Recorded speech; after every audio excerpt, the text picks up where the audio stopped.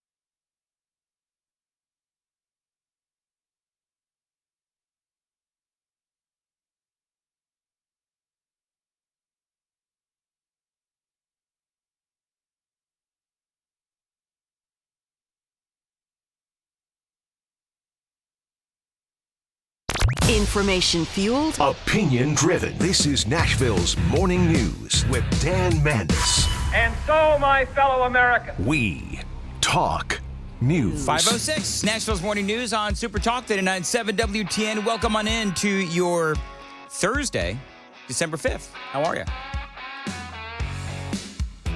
It is the 5th, right? For some reason, I say it's 4th on my copy here, but it is the 5th, right? It's the 5th. Thank you. You got it. Very much, June. Hope you're doing well this morning. Totally kidding. Is this really the day that I'm going to have? First 30 seconds, I don't know what the hell the date is. Listen, I feel like some of the Supreme Court justices that were asking the questions of the state of Tennessee yesterday during the hearing on these transgender procedures and surgeries. Oh, my Lord. Have you heard some of the audio that came from these proceedings? We've been all talking about this yesterday. Ketanji Brown Jackson. Now, y'all know the story, right? I don't have to get into this. Jonathan Skrmetti, who, by the way, will be on with Murphy Show today at 2:05. Our Attorney General, Jonathan Skrmetti, and our Solicitor General, I think they call him, was in the Supreme Court. Also, you had Governor Bill Lee was there as well. And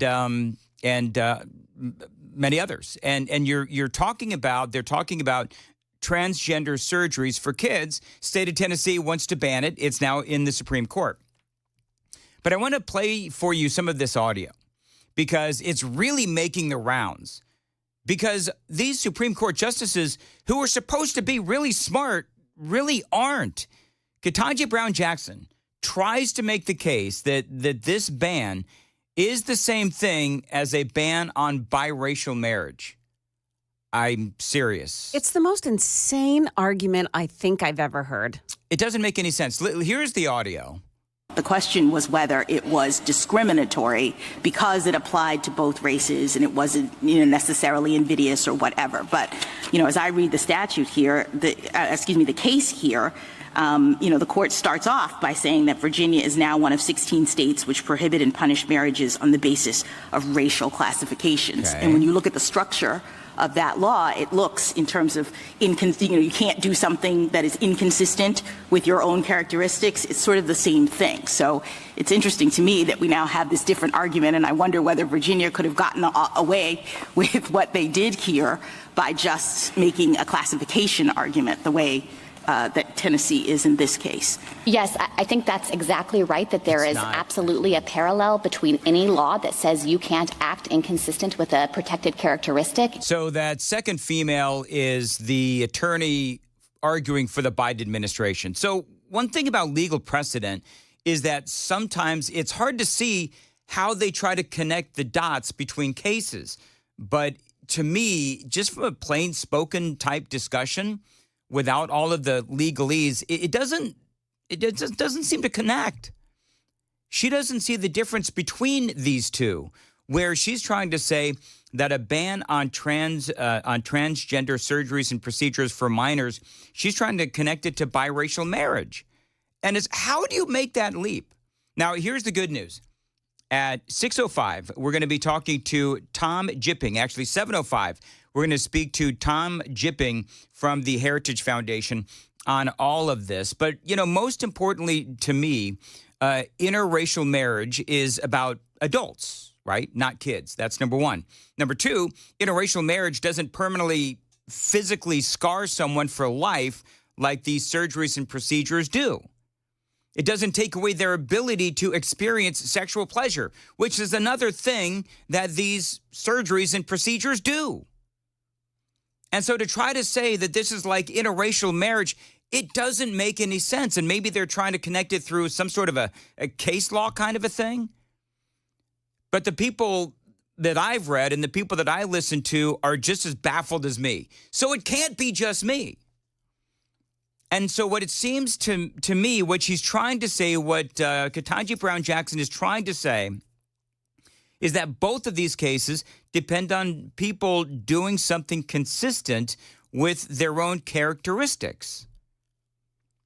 Well, I don't really understand the point that she's trying to make, and no lawyers that I've read or that I respect are saying, oh, yeah, she's absolutely right. Most people are saying this has absolutely no real basis in legal theory at all or case law at all. And so people are pointing out that she has to be, quite frankly, one of the dumbest Supreme Court justices ever. And remember, Ketanji Brown Jackson, she can't define a woman. So remember, this is that Supreme Court justice.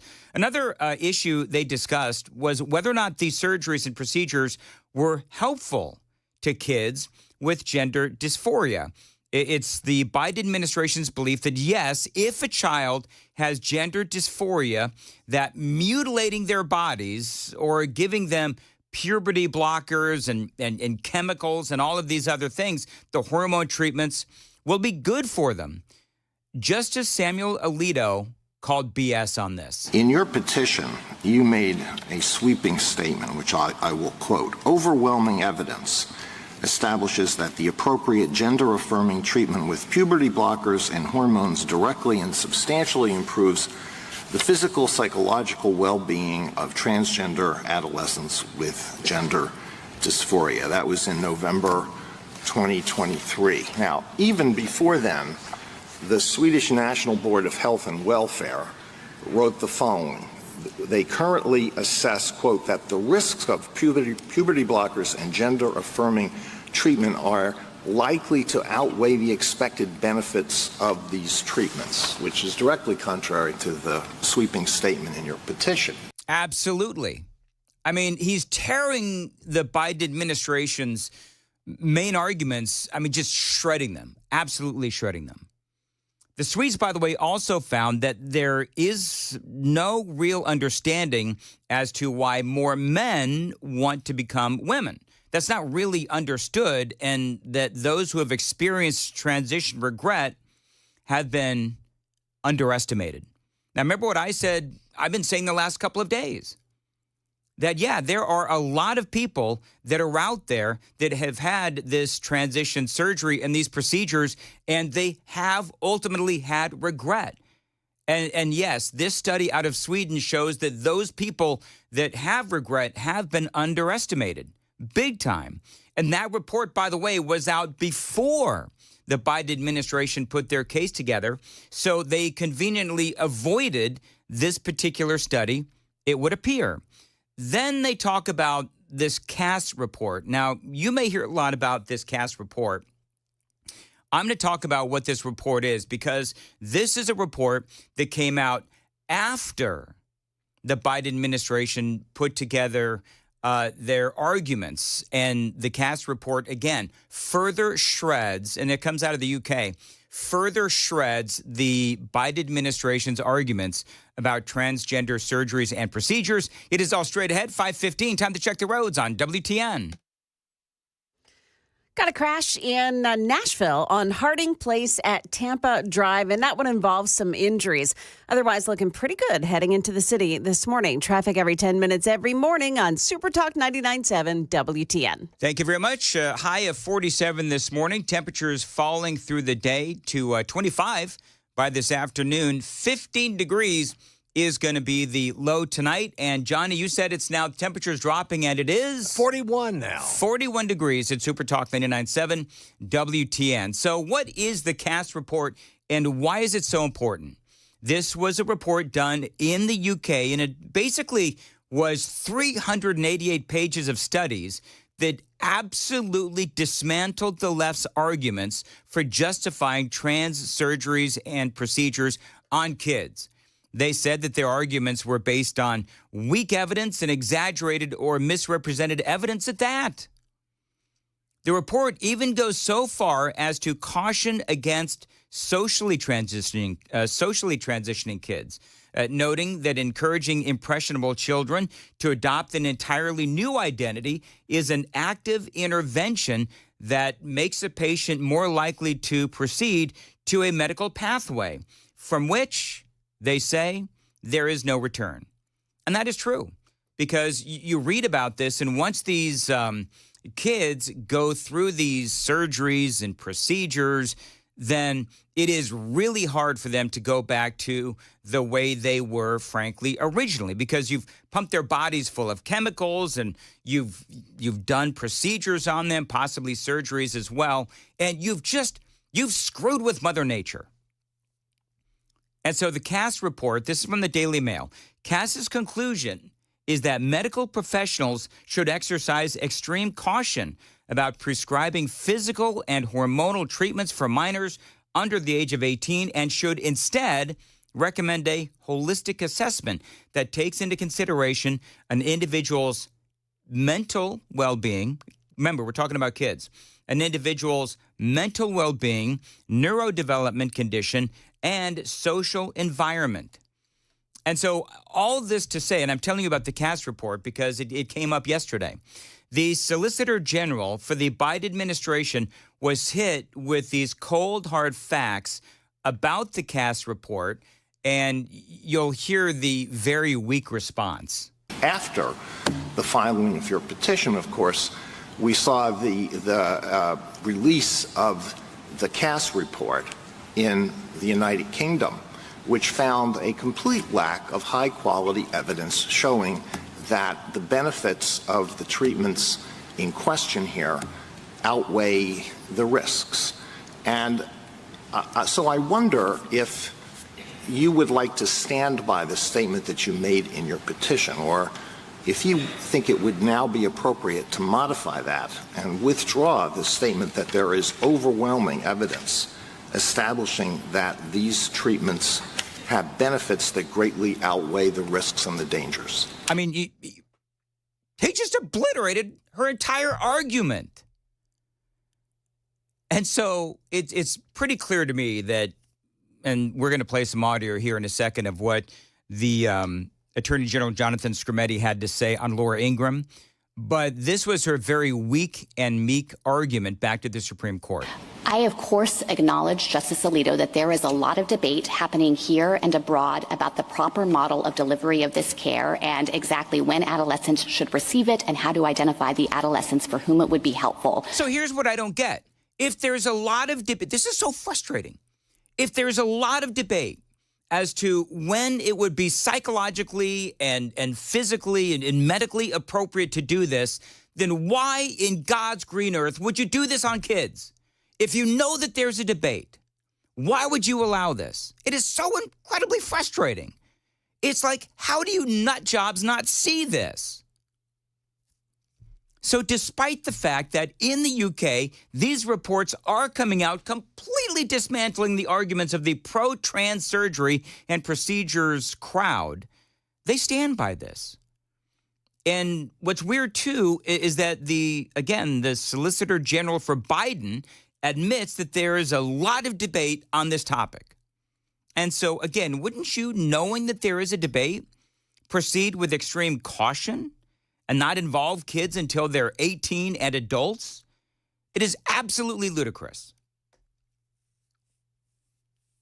At one point, and you know what, I'm going to save this for the Gang of Three, but at one point, you do have Tennessee Solicitor General Matt Rice talking about the risk versus benefits of these procedures when he is interrupted by Sonia Sotomayor, who actually compares, maybe you've seen this already, she actually compares these trans procedures and surgeries and the side effects to aspirin. I kid you not. You cannot make this stuff. Wait till I play this for you. Now, Jonathan Skrmetti was on with Laura Ingraham, and he says, you know what? Yeah, they did good. We felt great about putting on a strong case for Tennessee's law. It is an evidence-based law. It is a bipartisan supermajority of the Tennessee legislature that adopted this. You know, you never want to count your eggs before they've hatched, but we left it all there. I feel really good about the arguments that my outstanding Solicitor General made. Yeah, and Skrmetti and, yes, our Solicitor General Matt Rice did, it seems to me, do a great job. And the liberals on the court, I mean, they were just horrible. You did have this moment from Sonia Sotomayor. Listen to this. When you're 1% of the population or less, very hard to see how the democratic process is going to protect you. Well, Your Honor, You blacks were a much larger part of the population, and it didn't protect them. So she's trying to make this a civil rights issue, which is insane. And of course, you'll love when the Solicitor General for the state of Tennessee, Matt Rice, he absolutely puts her in her place. It didn't protect women for whole centuries. Jonathan, that didn't surprise me coming from Justice Sotomayor, but explain to our viewers why that is ludicrous. Well, the political establishment, the entertainment establishment, the medical establishment have all been weighing in very heavily against Tennessee in this matter. If you look at the number of members of Congress who have weighed in, if you look at the federal regulations under the Biden administration that go the other way, it is ludicrous to say that transgender Americans don't have political power. They've been extremely aggressive in asserting that power, which is why you're seeing all this pushback now. Yeah, but I think part of what's going on, part of the dynamic that's going on right now is that you have had all of these folks, as he said, in the medical community, in Hollywood, politicians as well, and science, and they're just all in on these procedures. Because remember, there's a lot of money to be made on these procedures. And so part of that conversation, I think, has to be that the very woke of us, the people on the left, they were all in, and it's kumbaya, and it's all about love and protecting these kids and, trying to prevent suicides and all of that. Well, now what we are seeing is that out of the UK and out of Europe and so forth, and so you've got these studies where now all of those narratives by the left, they are absolutely falling apart, absolutely falling apart. And so now I believe that science is actually catching up to the narrative of the folks on the left, and it's not working. It's not working for the left. And so now I believe that people are beginning to realize just how insidious this is, allowing kids under the age of 18 to completely destroy their bodies because they think that they should be the other gender. It is absolutely insane. 523 on Nashville's Morning News on Super Talk. Joan Jones is coming up with the news at 5:30. Hey, Joan. Hey there. Well, a person of interest has been taken into custody after a series of fires broke out at an apartment complex in Antioch overnight. Also, we've got the twist in the investigation into the murder of the insurance executive in Midtown Manhattan. Very interesting stuff overnight. Those stories coming up at 5:30 on Super Talk 99.7 WTN.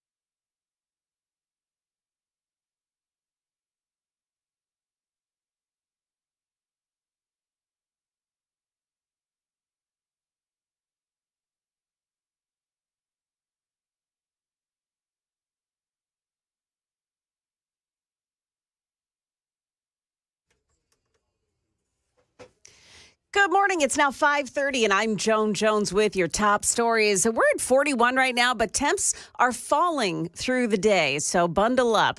Firefighters battled not one, but 3 fires at an Antioch apartment complex overnight. That fire pushing residents out of their homes and into a cold night. About 1:20, came outside. The whole building was on fire. Police everywhere, firefighters everywhere. They said that we can't leave or come in or go. So she's really been on fire ever since. After a helicopter and foot search, police have taken a person of interest in for questioning. No word yet on whether charges have been filed. We'll keep you updated on that one. New York City police are still searching for the man who was seen on surveillance video shooting and killing a top insurance executive. And an interesting twist, investigators have found messages written on the bullet casings found at the scene. Sources now say bullet casings recovered at the scene have writing on them, including the words deny, defend, and depose. But police overnight not identifying a motive for the attack. Thompson's widow telling NBC he had received threats, but saying she doesn't know the details.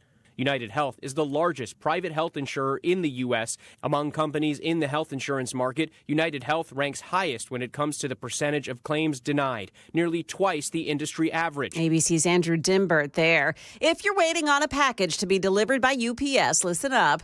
A UPS facility in Athens, Tennessee, about an hour or so northeast of Chattanooga, has gone up in flames, destroying 24 package delivery trucks and heavily damaging the building. It happened late Tuesday night. Only 2 people were inside that building. Both escaped unharmed. That's the latest news. Traffic and weather are next. I'm Joan Jones, WTN News.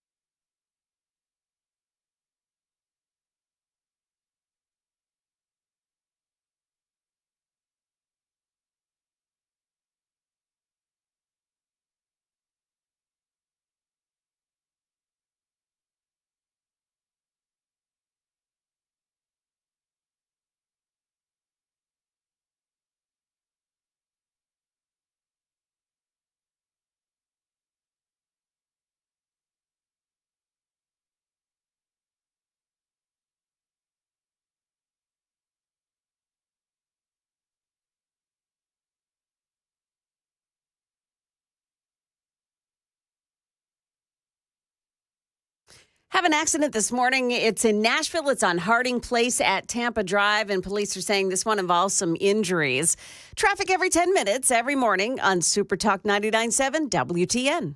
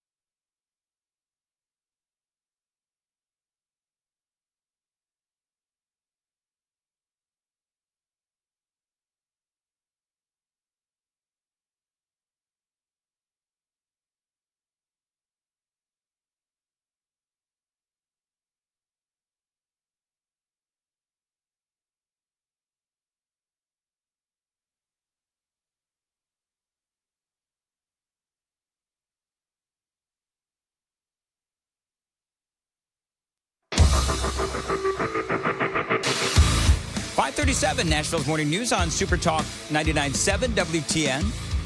Hope you're doing well. It's time for the Gang of Three. Joan Jones is here. Good morning, Joan. How are you? Good morning.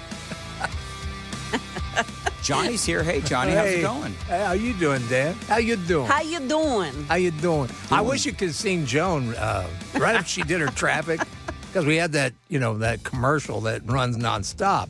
Yes. During Stomach the morning. issues one that just the gurgly. Ah, gosh. I could hear her laughing in here. You did that on purpose. You played it right after I spoke. Oh, you busted me. I did hear you, Joan, start to laugh Did at you that hear it? commercial. Yeah. Oh, I absolutely did. And I'm like, yeah. We all feel it. Well, you know what, folks? Yeah, we sure do.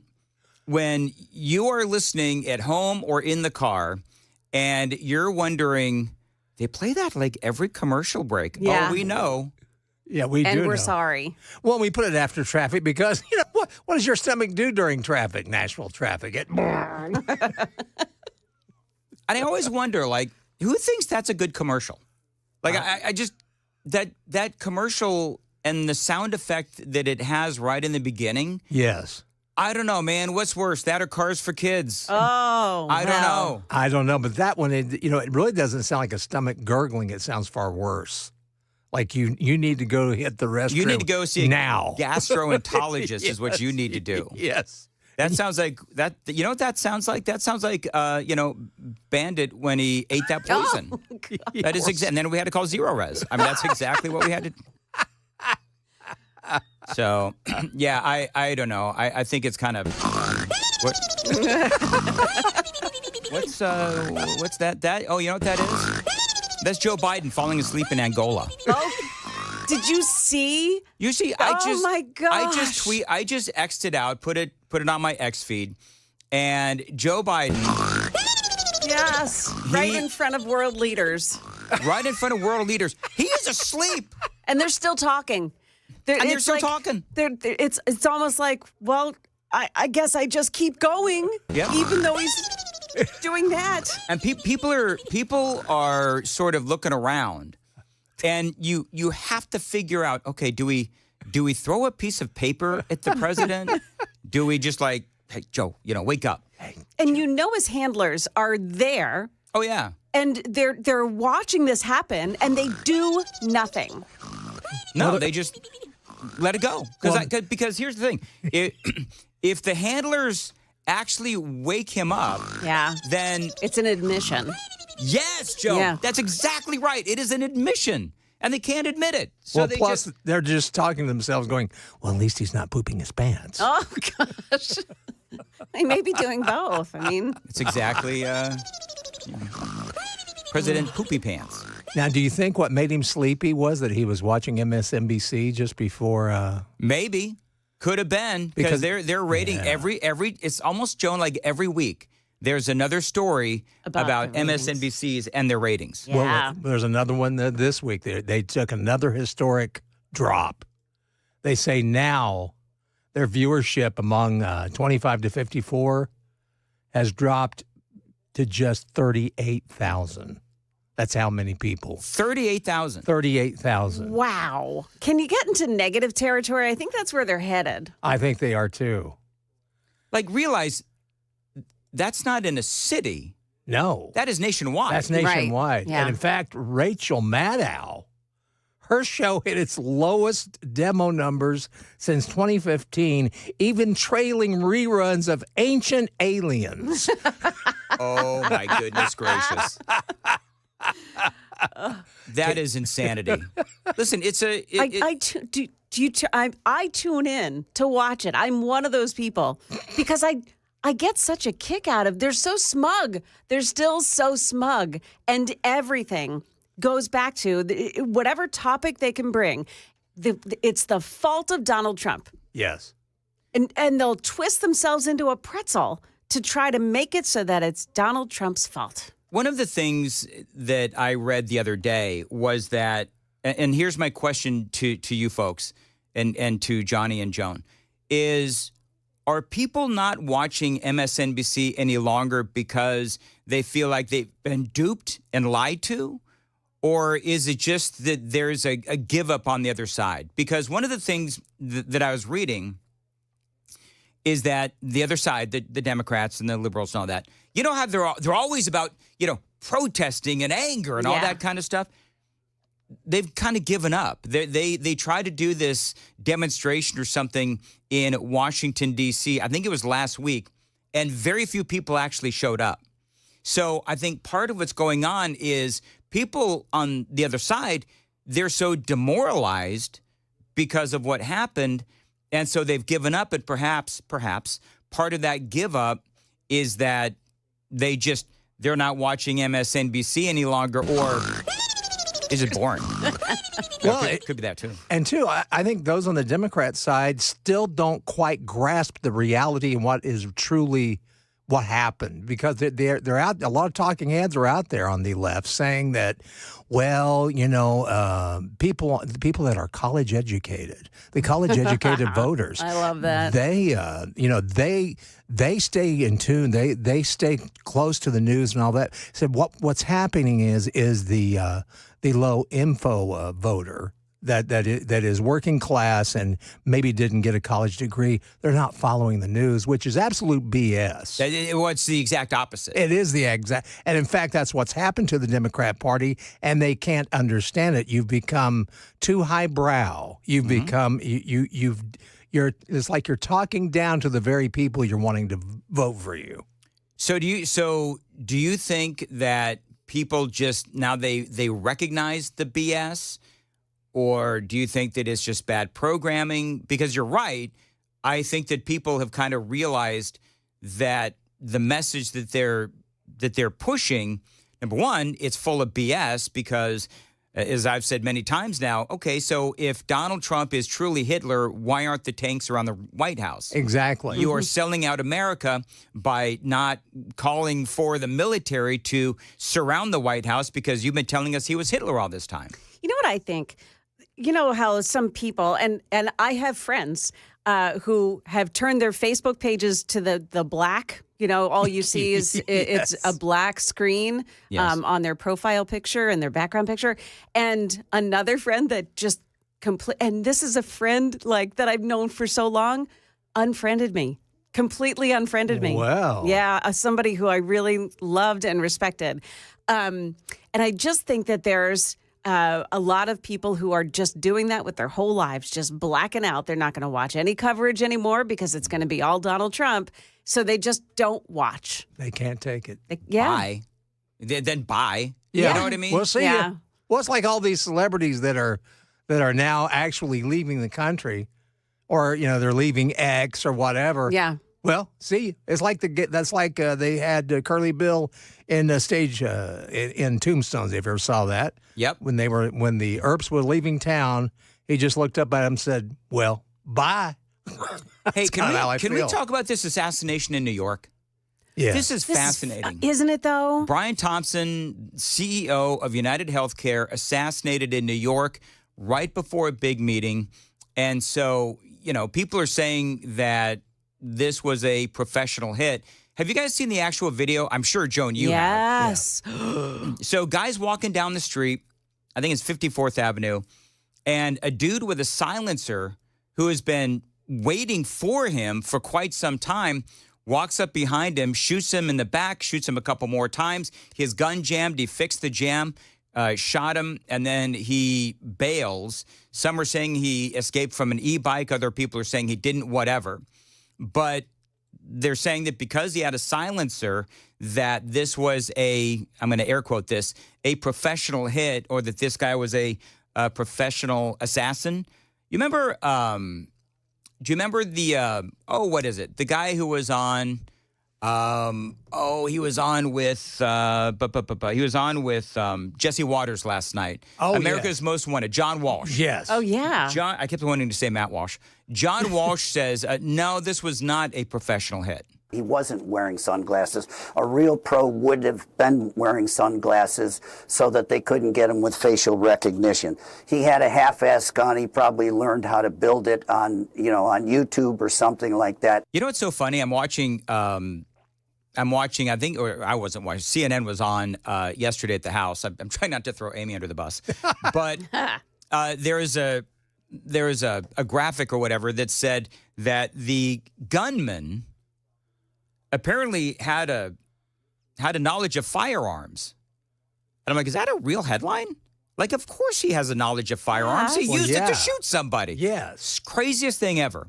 Now, here's the deal, is that this guy, I mean, he clearly was a cold and bloodless killer. I mean, he just... Man. Yeah.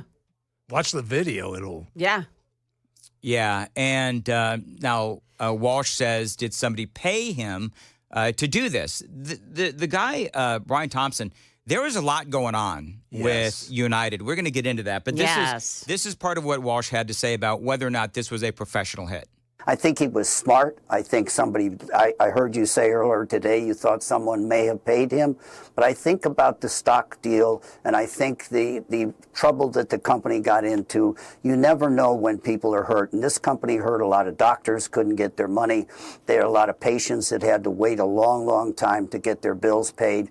So it may be somebody out of control whose grandmother died because they couldn't get the right doctor, they couldn't get the right help. Yeah. Wow. So the deal on United is that there have been groups that have been protesting because United is accused of just denying benefits and using AI to illegally deny benefits. And so if somebody needs to get an operation or this, that, or the other, they were just denying people. Well, and Brian Thompson, from what I understand, was under investigation for insider trading. Yeah, because there were several executives, Yeah, there was going to be a big investigation, and so they dumped their stock before the investigation actually was announced.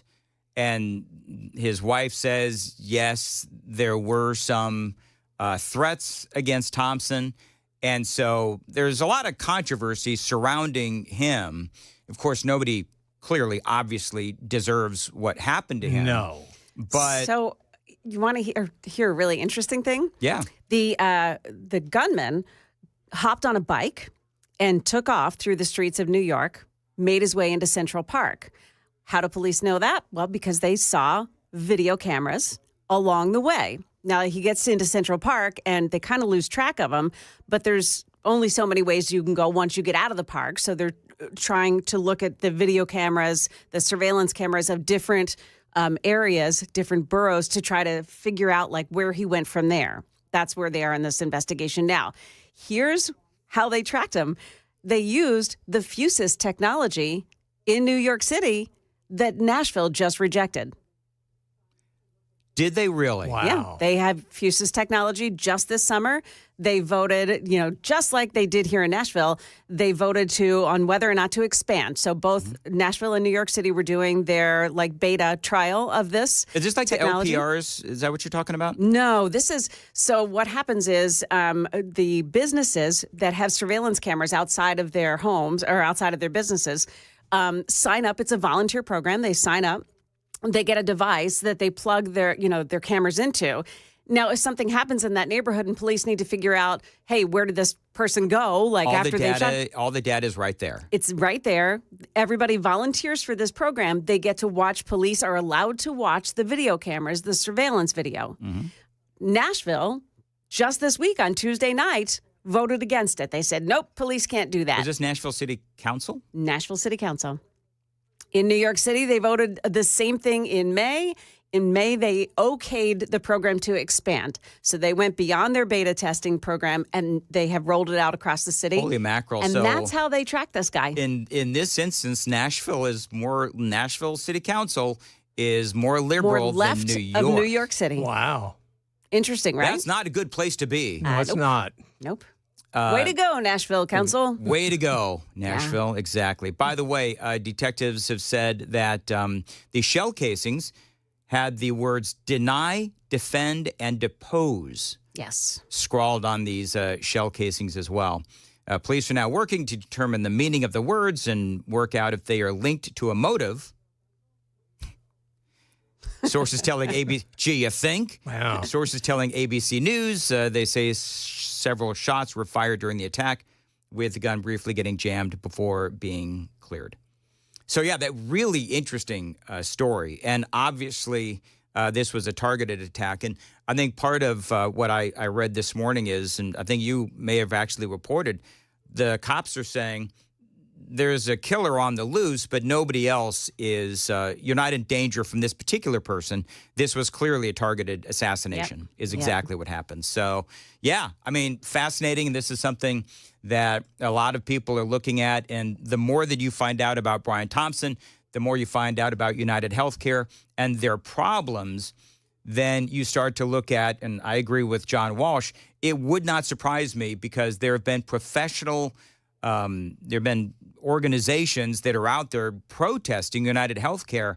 And so it wouldn't surprise me if it was affiliated with this denying of coverage, and some say illegally denying of coverage, literally using AI to deny the coverage that people are paying into. So we'll have to see what happens. We'll keep folks updated on that. 615-737-9986 is the phone number, 615-737-9986. That is the super text line. Oh, by the way, Joan. Mm-hmm. You want to hear a compliment from the super text line? Oh, I'd love to. I love compliments. I don't know. Joan, this might make you feel uncomfortable. Uh-oh. 5176 says, saw the pic of Joan Jones yesterday. Chris Hand is no longer the good-looking one on the team. Well, Well, I and do check my out her eyebrows. sweater this morning. I do my eyebrows. See there? See? You do your Yeah. eyebrows. Yeah. Chris does his eyebrows. So do I. She does a better job. Listen, guys, Joan, can I speak freely, or are you going to haul me into human resources? Oh no, I love. So, guys, if you want to see a good-looking chick, go find us on YouTube or Facebook. See, what I'm trying to do is up our numbers online. If you want to see a good-looking woman, go find us anywhere you can watch us on the video. Again, YouTube, Facebook, whatever, and see Joan Jones. Maybe we should just black out our cameras, Dan, and let the beauty shine. I don't think so. Johnny, you're not the first one that is. Anyway, 554. She's hot with two T's. Joan Jones, everybody. Talk about hot with two T's. 3 fires were set. There you go. What is this, Johnson City? Yeah. At an Antioch apartment complex overnight, and police have a person of interest in custody. Also, new information about the death of a guy who had been walking along I-40 near the airport. That's coming up at 6 o'clock on Super Talk 99.7 WTN.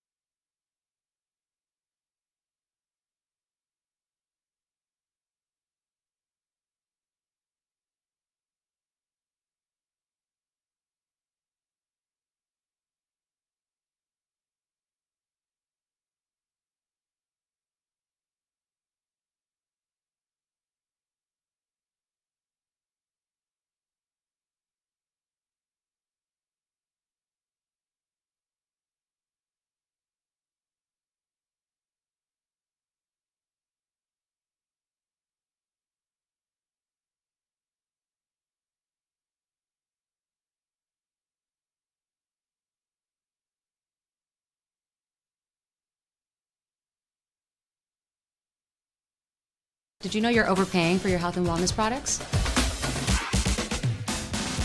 With over 20 company-owned brands offering its members vitamins, supplements, wellness, and skincare products, you're able to save up to 70% off retail. Members Nutrition can't change your life, but we can change the way you live.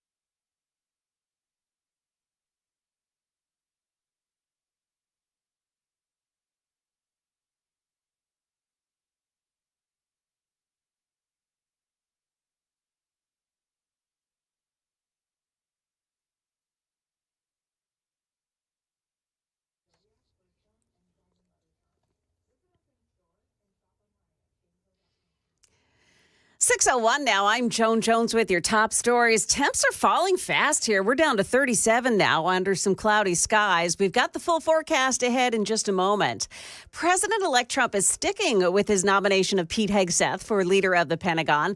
That's what Hegseth said yesterday on the Megyn Kelly podcast. ABC's Christiane Cordero. Pete Hegseth says he's not going anywhere, insisting he has President-elect Trump's support in his fight to be confirmed as Secretary of Defense. Hegseth facing a barrage of new questions about allegations of sexual misconduct, alcohol abuse, and financial mismanagement in his prior jobs. Hegseth says he welcomes an FBI background check. The former Fox News anchor making new appeals to senators to gain support, saying while he does not have an alcohol problem, he promises to give up drinking if he gets the job. There is new information today about the death of a young man who had been walking along I-40 near the airport Tuesday morning. Metro Police now say 22-year-old Austin David had been drinking at a bar with his roommate, who tells police they got into an argument on the drive home. The roommate says David got out of the car to walk home. He was hit by multiple vehicles. No one stopped to help. A friend spoke to Channel 4. We don't really know what's happened right now, but I'm praying for justice. This just doesn't sit right with me. I don't feel like it was an accident. Now, David's body wasn't discovered for 10 hours. Police are hoping anyone with information will call them. A major crystal meth and fentanyl operation busted up in Nashville. Police Chief John Drake announcing 13 people have been arrested and 800 pounds of meth and 24 pounds of fentanyl were seized. There's absolutely no doubt in my mind that Nashville is a safer place today because of the incredible work and the 1,000 law enforcement hours that have gone into this investigation, all by detectives who care about this community and, despite whatever may happen politically, are invested in the safety of Nashville and in Middle Tennessee. Drake saying that those drugs flowed from California into Nashville. Market numbers brought to you by Beacon Capital Management, online at beaconcm.com. Overnight, Bitcoin crossed the $100,000 barrier for the first time ever. The value of the most popular cryptocurrency has more than doubled this year, bolstered last month by the election of a crypto-friendly Donald Trump. Upbeat comments from Fed Chair Jerome Powell helped to push stocks higher in Wednesday trading. After several down sessions, the Dow Jones rose 308 points yesterday to close back above 45,000. The S&P 500 and NASDAQ both surged to new record highs. And this morning, stock futures are pointing down. We've got Dow futures down 13, NASDAQ falling 14, and the S&P futures down 2 points. That's the latest news. Traffic and weather are next. I'm Joan Jones, WTN News.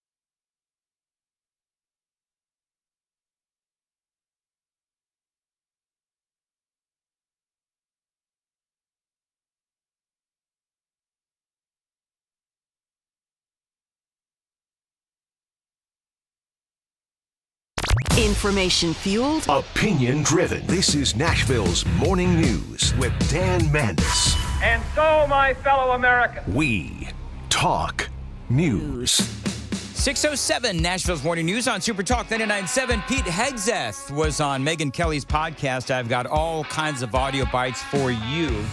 That's number one. By the way, at 6:35, really looking forward to this during the 5:35 Gang of Three. We were talking about this system that the city of Nashville voted down. The city council voted down this camera system where businesses across the Nashville area, they could sign up. And so if they've got security cameras, that information was piped into the police department, and they could look at these cameras that these businesses have on the streets to try and track down criminals.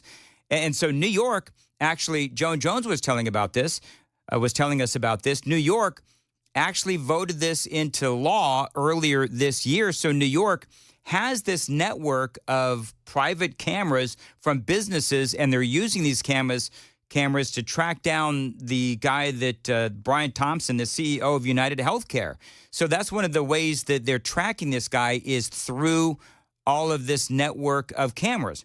Well, Kathy Hinders actually knows all about this system. She's going to join us at 6:35, and we're going to talk about the abilities of this system and how the police are using it to track down criminals. And so we'll talk to Kathy about that at 6:35. Also, we're going to talk about the organization that is bringing illegal aliens to the city of Nashville and to Middle Tennessee. So a lot going on in this hour of Nashville's Morning News. So real quick, Pete Hegseth was on Megyn Kelly's podcast, and I think there's a lot going on. Number one is, that the man is being attacked.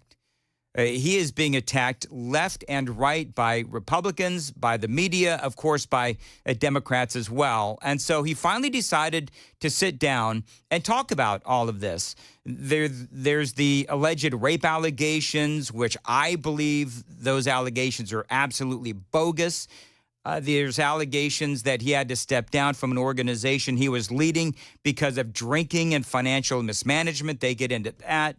Allegations from anonymous sources at Fox News that he was drinking and actually that he had actually gone on the air drunk. And yesterday there was news that Donald Trump was turning to Ron DeSantis to replace him as the nominee for defense secretary. And so one of the first questions that was asked by Megyn Kelly is, have you spoken to the president-elect? I spoke to him this morning, Megyn. I mean, he's amazing. He's a fighter. He's been through this himself, and he told me the last thing he said to me was, you're going to need to be tough as shit. But he paused again as I was walking away and said, but you're the man for this moment. I chose you because you're the guy that's going to put the war fighters first. Yeah, and that is true. I mean, that is absolutely true of Pete Hegseth. Now, Trump, of course, y'all know that he has been through this before, as has so many other people affiliated with Donald Trump. I mean, Brett Kavanaugh, this is the perfect example. And we know that that was bogus as well. So this is something that, as conservatives, we're used to seeing. And it is worth noting, as I said yesterday, it is worth noting, all of these allegations have been anonymous. There are far more people that have gone on record defending Pete Hegseth. And they're not anonymous. They're coming out and fully supporting Pete Hegseth, and they're on the record, as opposed to all of these anonymous accusations. And so, again, to me, it's clear the rape allegations from years ago was a bogus claim. The woman, to me, clearly had regret for spending the night with Hegseth, so she pulled out the rape allegation. She was married.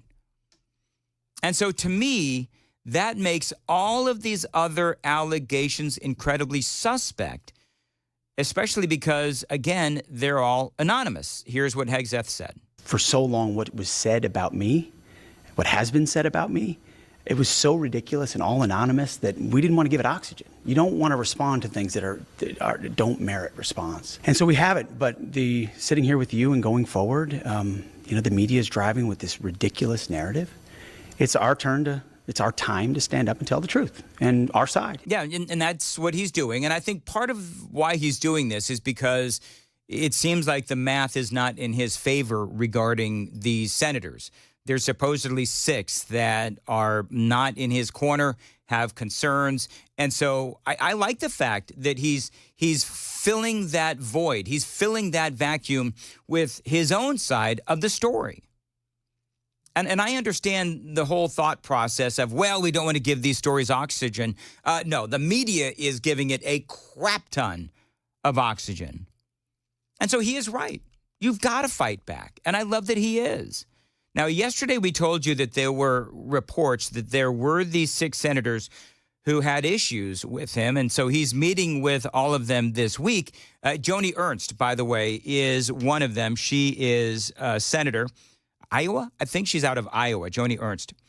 And she has been out there leading the charge of having concerns. Well, now it hits the news that none other than Joni Ernst might be angling for defense secretary. You see how that works? So she's going to be out there leading the charge about anti-Pete Hegseth going for defense secretary, and she's the one that may be the alternate to Hegseth in addition to Ron DeSantis. Thought that was interesting. Now, what about the allegations of a drinking problem? He was asked about that. I've never had a drinking problem. No one's ever approached me and said, oh, you should really look at getting help for a drink. Never. I've never sought counseling, never sought help. I respect and appreciate people who do. I found two things, my two J's. My Jenny, my wife Jennifer, changed my life, saved me. There's just no doubt about it. And my Lord and Savior, Jesus Christ. And without those two J's, I wouldn't be sitting here right now. Yeah, and he talks about how guys come back from the field of battle with demons, and they deal with those demons with alcohol and sadly, suicide. But as you just heard, his wife and faith, he says, saved him. Now, one thing to note during all of this, again, is that all of these accusations have been anonymous. Has there been one person? You had 10 people supposedly who at Fox News who said that he had a drinking problem. You've got all of these accusations, not all of these, but that one accusation of rape. And all of this has been anonymous sources. Not one person on the record, not one. And people are saying, well, this is a lot like Kavanaugh. Well, sort of. Because remember, that was a woman who did go on the record against Brett Kavanaugh. Her story was simply false, clearly, and she had zero credibility, Christine Blasey Ford. But, I mean, here with Pete Hegseth, there's like no one on the record. And they did go through some of these specific allegations. For example, the question of, did you rape a woman? Did you rape a woman in a hotel in Monterey? Well, we'll find out what he had to say about that coming up next. It is 6:15. Time to check the roads on Super Talk 99.7.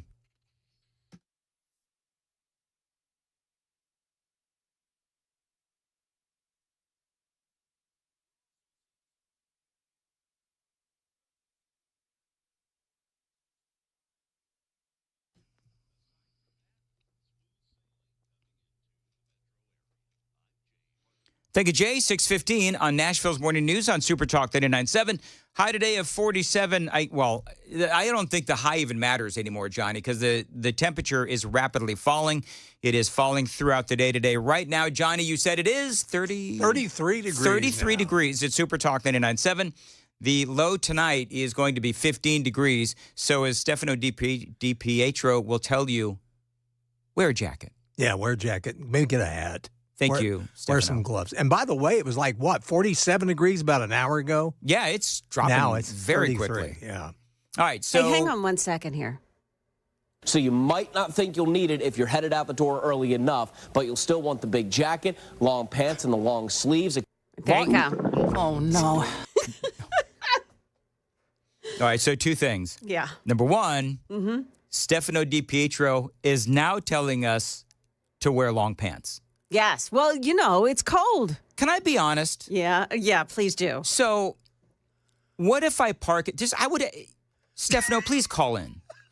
Stefano, what if I go from my car in my garage and I drive to work where I go into a parking garage and walk into the building? Yeah. That is climate controlled. Do I still have to wear long pants, or then am I allowed to wear shorts? I think it's a legit question to ask. I don't think it's up to you. Or should I wear a scarf? Or I don't know. And how long of pants should I wear? I mean, all the way down to my my ankles, or can I wear like floods? Remember the floods from way back when? Yeah. That's exactly right. Or maybe some longer shorts, like right there at the knee. Yeah. You probably need glovies. Sure, gloves too. Now, No glovies. Stefano, if I wear gloves, Now, do I have to wear the ones with the open fingertip things so that I can, press on the keyboard and all that kind of stuff? Mm-hmm. Inquiring minds want to know. Well, you may want to. And should I wear three pairs of pants? Oh, no. Oh, no. Who's playing that? Is that Joan? No. That's me. So, Joan, we tried to go to you with... I know. Get ready, Johnny. So Joan, we tried to go to you for the traffic report a few minutes ago. Yeah. And what I said was, well maybe, Oh, no. Maybe Joan's in the bathroom. In fact, that may have been her right from the newscast. My stomach gurgling, yeah. Oh, no. Oh, no. That was Joan Jones. I got to go. Joan Jones couldn't hang around for the traffic report. She was knowing in the bathroom. All right, no. No secrets around here, guys. No secrets. Now, what's even greater about this sound effect, if you listen closely, you can hear Joan Jones starting to laugh. Oh, no. You hear that? I do. I hear you laughing, Joan. Earlier today, we were all laughing at this commercial because, as much as you folks facepalm about some of our commercials, like Cars for Kids and this one too, we're facepalming with both palms. Well, and plus, this one runs about 5 times during the 5 o'clock. 5 times in the 5 o'clock hour. Yes, and so we hear it after every. So this was right after. You can't hear it enough. This was right after Jones Traffic. Oh, no. And that's why you can hear the. We're all just, you know what? Just so you folks know, behind the scenes, we're all snickering all the time. Sure. Some of the stuff we hear. We're like children. All right, back to business. No, you guys are like children.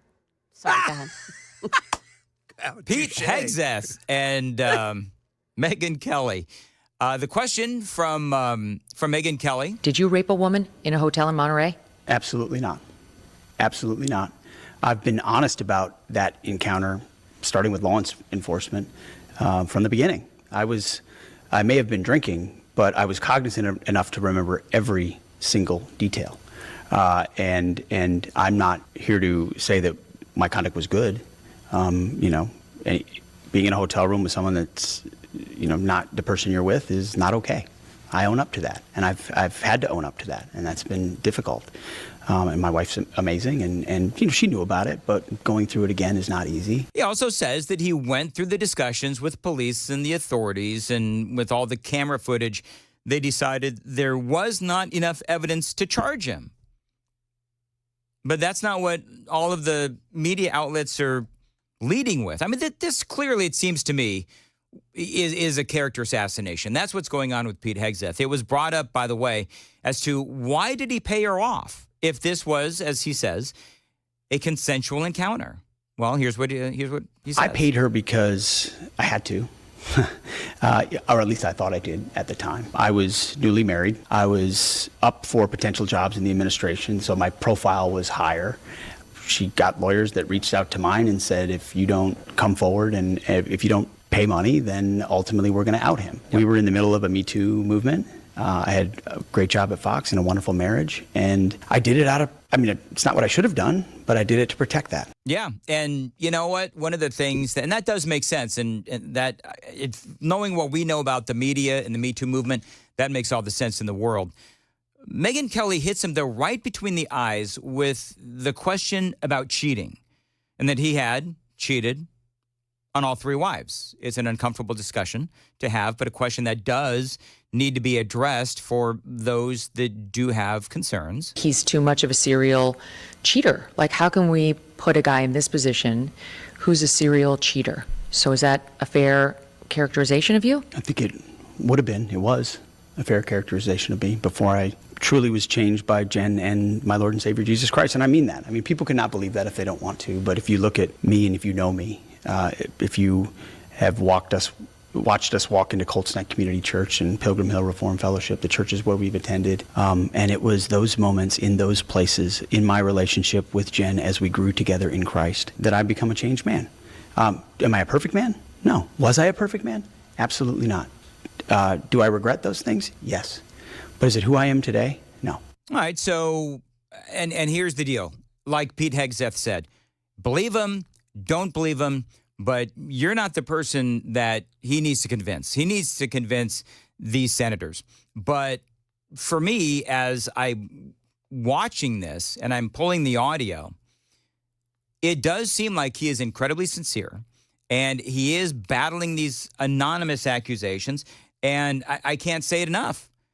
You do have people going on the record and actually supporting Pete Hegseth, as opposed to all of these folks who are anonymous. They're going out there with unnamed sources when we sit on the couch with him almost every day. This is Fox News and the people that worked with him at Fox News. I think it's for over just 10 years. Yeah, for over 10 years. It just, to me, that is the stunning part, especially when you don't reach out to his co-hosts of the show for comment to say, hey, what do you guys think about that? No one has been contacted about that. I think that screams that it's a witch hunt. And you can't fill in for Laura Ingraham, Sean Hannity, work for 8 hours every Sunday, fill in for all of us over the course of 14 years. The way his detractors are describing him, it would be impossible to think he'd still be surviving. But stay out of the marriages. It has nothing to do with this. So there you go. 623, Nashville's Morning News on Super Talk 99.7 WTN. Running a little late. Joan Jones, what is coming up in the news?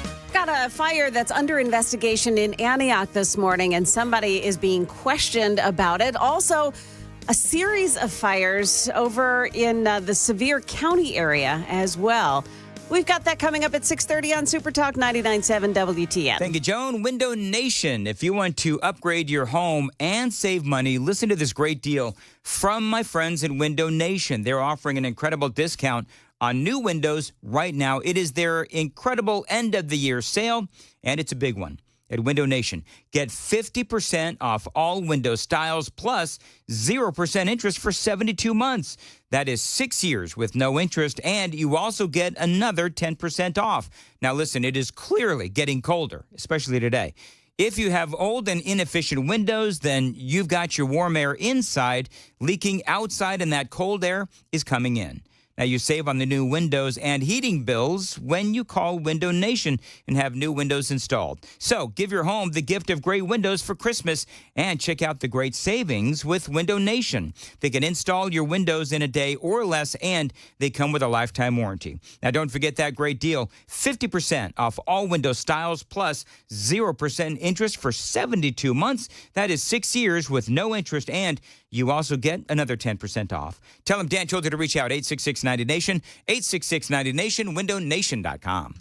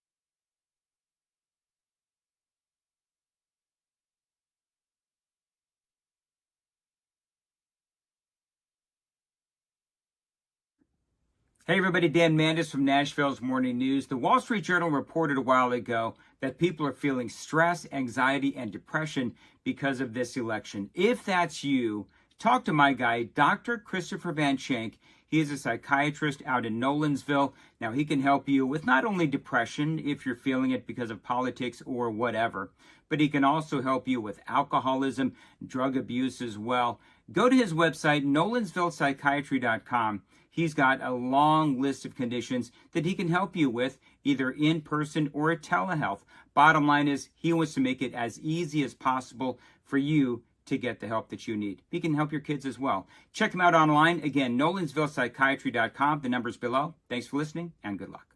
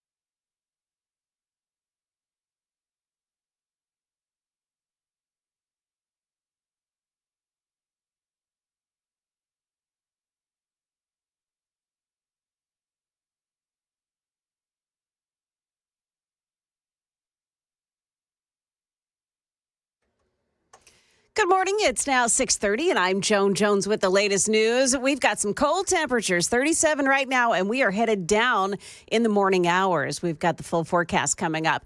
Fire crews are dousing hotspots at an Antioch apartment complex this morning after 3 fires in the overnight hours. Now, those fires were allegedly set at Lyric on Bell Apartments. It's off Bell Road in Antioch. There were 2 dumpster fires and a building that was fully engulfed and has partially collapsed. Channel 4's Jordan James is on the scene. Now, in terms of a arson suspect, we are told that Metro Police did question a person. We're still working to learn if that person is facing any charges, but thankfully, no reports of any injuries. Now, we'll keep you updated throughout the morning. Crews are battling multiple fires in Sevier County this morning. One of them is a 35-acre fire at Walden's Creek near Shagbark, and it's led to the evacuation of about 30 structures. The National Weather Service issuing an elevated fire danger alert in that area. Got an update on a story we told you about yesterday. It's the search for Elizabeth Pollard, the woman who authorities believe fell into a sinkhole which stemmed from an abandoned mine in Westmoreland County in Pennsylvania. State Trooper Steve Lamani saying that the mine's deteriorating condition has made the search especially challenging. We feel like we failed. It's tough. We have a lot of wins out here. Where I've been proud to be a trooper for a very long time, and it's been tough. Now, Pollard had been searching for her cat at night and likely didn't know that sinkhole had opened up. Crews have shifted from a rescue to a recovery mission this morning. That's the latest news. Traffic and weather are next. I'm Joan Jones, WTN News.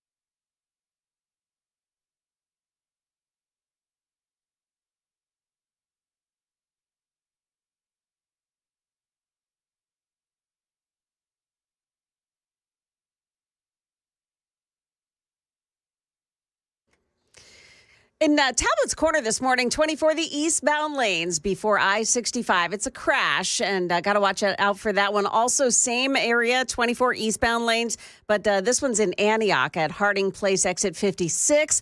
That's a stalled out car that's stuck right in the right lane, and that's blocking that lane this morning. Careful as you're driving through that area. Traffic every 10 minutes, every morning on Super Talk 99.7 WTN.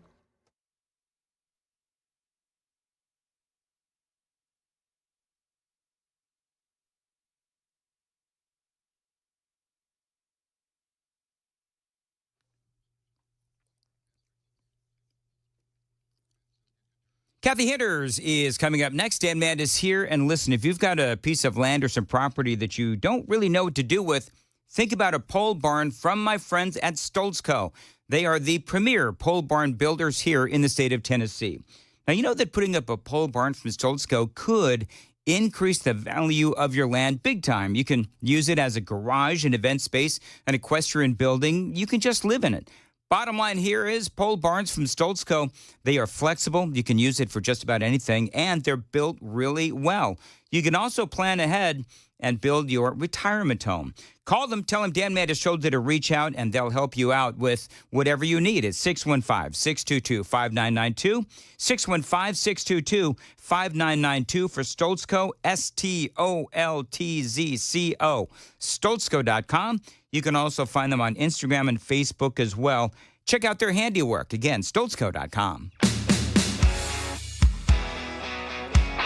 637, Nashville's Morning News on Super Talk 99.7 WTN. Welcome on into the program. Kathy Hinders, our top cop. Always great to have you on, Kathy. So most people know, but for the new listeners, you spent more than 20 years in the state of New York as a police officer. You came to the state of Tennessee like so many others have, and you've been my top cop for a long time. So all things law enforcement, I like to turn to you. Also, you're an expert on terrorism as well. So let's get into a couple of things. Real quick, earlier we were talking about this this guy in New York, this insurance executive that was shot right there in the streets of New York, clearly a targeted attack. Now, part of the story is that they're trying to track this guy with this network of cameras owned by businesses who are allowing the police to use their footage to try and figure out where this guy went. And if you know anything about New York, and you and I both do because we've lived there, there's a lot of cameras on the streets of Manhattan. And so they're using this network of cameras to try to figure out where this guy is. And so the city of New York or Manhattan, whatever it is, they approved this network of cameras and using these cameras from these businesses. And I guess here in the city of Nashville, our own city council voted this down, this very network, this same way of using the cameras to fight crime and track down, the bad guys. Our own city council voted it down. Yeah, and the thing is, we have to either be prepared to reduce crime or we don't. And so I think it's a great idea. I'm sure that there's things that need to be twerked along the line, but I think people need to understand what it is. There's basically a real-time intelligence portion to this, which would be very, very useful as it is being used in New York City. So there's two things that residents can do. They can sign up to be just a registered camera with the Nashville Police, which helps them basically look at footage within that particular area. They don't have to give anything over to the police, and it's a voluntary program. They can remove themselves at any time. And then there's the fully integrated volunteer portion of this program that community members can opt into letting a live feed go to their cameras. They will decide what live feed can be viewed by the police. So it isn't just a willy-nilly decision. So it's going to take a lot of trust, obviously. But the thing is, social media, people post what they're having for dinner on social media. So our thing for privacy and people not wanting others to know what's going on is kind of old-fashioned and taking a back seat. We need to find out where these crimes are taking place. But that was the other factor. Most of these cameras will be initially installed where high crime is, and that's usually the low-income, poverty-stricken neighborhoods. But that's where the crime is happening. Right. And when the license plate readers first came out, people had a fit about those because they thought their privacy would be invaded, which it's not. That license plate number has to be in the program, whether by a crime report or something, documentation that police have. So it's going to be a very detailed, very structured, very watched, type program. So I think it's great. I think that they should totally go with it. I think there was only one person that voted it down. I think they need to look into it a little bit more. But I think it's great. I think it's going to be a great crime solver. Well, people will say the government needs to stay out of our business, and I do understand that, but the Supreme Court has ruled that when you are out in public, you don't have this expectation of privacy. They're not looking into your homes. They're not even looking into your cars, really. They're looking at cars. But if you're out and about, then it's been deemed that you don't have an expectation of privacy, certainly these days. And when you weigh the good and the bad, you're right, Kathy. Either we want to fight crime or we don't. Now, our own city council, I'm assuming that the reason, and maybe I shouldn't assume this, and somebody please correct me if I'm wrong, but I'm assuming that the reason why our own Nashville City Council voted this down was because they want to make the cops' jobs harder. They don't, in my opinion, they don't want to have an effective crime-fighting force. I mean, to me, that's what it seems like, because I think this is a no-brainer, in my opinion, just like the LPRs. Oh, absolutely. And I think that they need to revisit this. I think that the Community Oversight Board has a hand in it, and I'm not sure how they feel about it, but of course it always comes down to the police do everything wrong. So, but this is a tool that would enable the police to do real-time intelligence, just as they're doing in New York, looking for the guy that killed the healthcare guy. Yeah. I think that it's very important that they understand too, though, that it's not going to be directed at private property that's not owned by the camera donor. So it isn't going to just be something that can, go down the block and look into somebody's house. Private cameras in private residences will not be part of this. It's going to be external cameras only. And so, when you talk about privacy, though, people are on their cell phones. You look at TikTok, you look at Facebook. I mean, there's not much privacy left out there. Even when you don't suspect there's a camera, there always is a camera. So what difference does it make? This is the new society. This is what we have. It's just, crime is rampant in some of these areas, and these tools, will be excellent. And the officers that will be viewing these cameras will be trained, and it won't be every single officer. From what I understand, it'll just be a handful of officers that will have the ability to access these cameras once the owners give them permission to do so. So it's working hand in hand with people in the community. So I really don't see what the big deal is. And I'm sure that... All I was going to say is there's such a huge disagreement between, people are saying this is unconstitutional.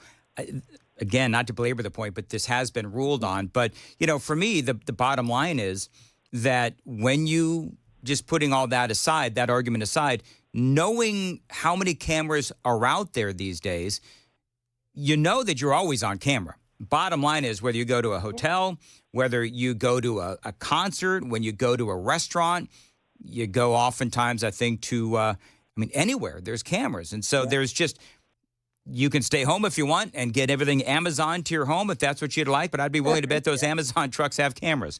All right, very quickly, I do want to talk about, but this has been proven effective, though, real quickly. This has been proven effective, right? Yeah, absolutely. And I think the more we realize that, the more that, crimes are solved. And we're talking like bomb threats and homicides and kidnappings and burglaries. We're not just talking, dogs going to the bathroom on your yard or whatever. It's crimes that need to be solved, and this would be a great tool in doing so. All right, 6:45. Coming up next, Kathy Hinders and I are going to talk about the group bringing illegal aliens to Middle Tennessee. It's time to check the roads on WTN.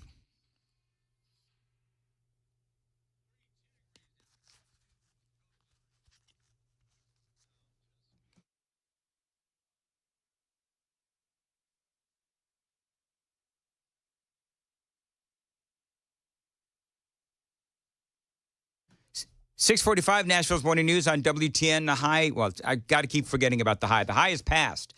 Temperatures are falling throughout the day. It's going to be 25 by this afternoon. 15 is going to be the low tonight. And right now, 32 degrees at Super Talk 99.7 WTN. Top cop Kathy Hinners is joining us. Kathy, let's talk about illegal aliens in Middle Tennessee. A lot of the facilitation of these organizations is working hand in hand with the Biden administration to bring these illegal aliens here. And, of course, we all know the perils of that. Talk about what's going on.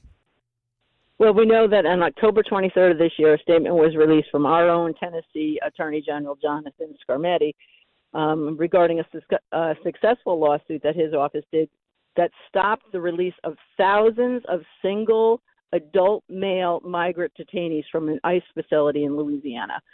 So the records do show that ICE planned to release these detainees into Tennessee, which included more than 30 that are on ICE's own highest security threat level. So, that's a problem.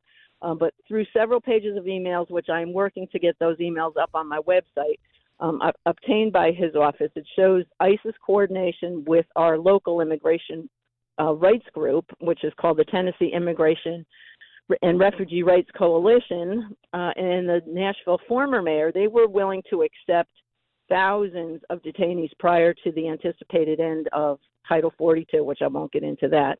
But why does this matter now? We know that despite the failed plan to bring thousands, ICE did release anyway 7,000 detainees from their facility down in New Orleans. So, the probability of many of those seeking help from these non-government organizations, such as Catholic Charities and Turk, is fairly high. So we know that these agencies are in communication with ICE, which is odd because years ago they wouldn't even allow ICE into these communities.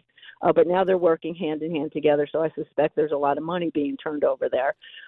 We know that Turk also, and Turk is the Tennessee Immigrant and Refugee Rights Coalition, just for those who don't understand.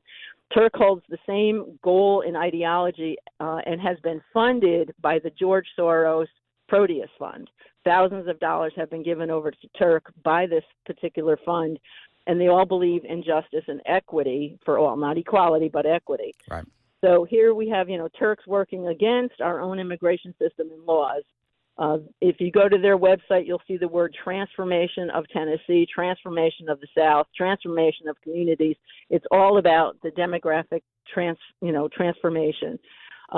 So, people need to understand that this administration let them in. Mm-hmm. They are not admitted into this country. They were let in. They have no legitimate status. Well, they were let in. They were flown in.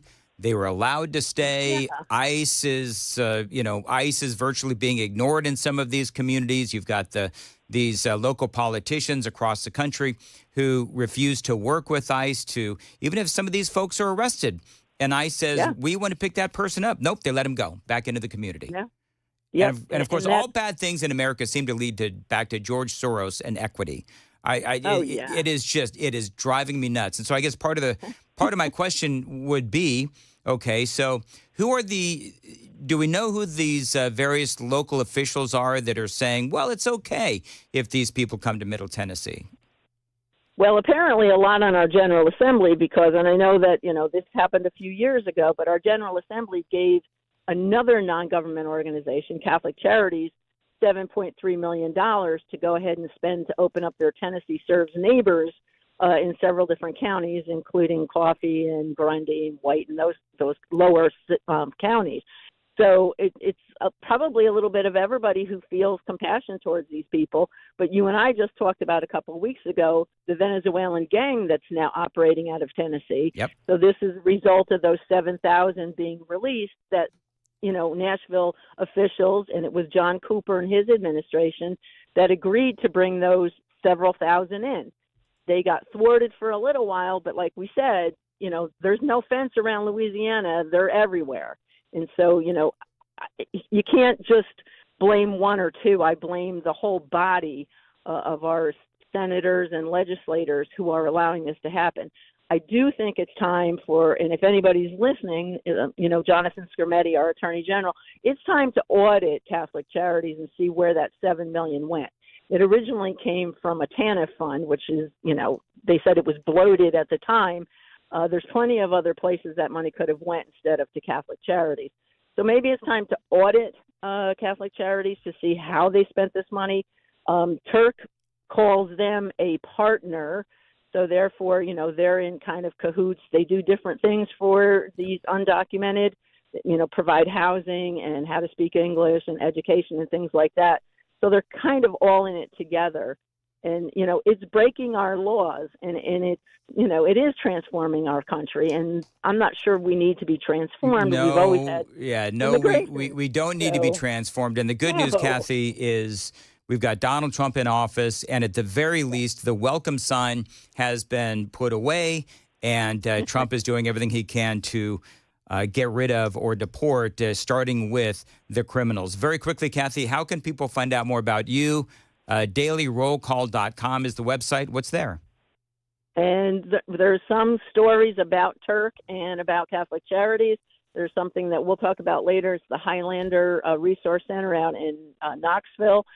There's a lot of things there about me, and I think the last article was in September, kind of far behind here, but they can read all about that there. I'm on Facebook and I'm on Twitter, or X as it's called now. So. All right, Kathy, thank you very much. Looking forward to speaking to you again. It is 6:52 on Nashville's Morning News on Super Talk 99.7 WTN. Dan Mandis here, and now is the time to call Cove Generators because they are offering you a free, listen to this, 10-year warranty. That is over $1,000 value. So if you've ever wanted one of those backup home standby generators, now is the time to do it. Also, at Cove Generators, as always, they've got great financing options as well.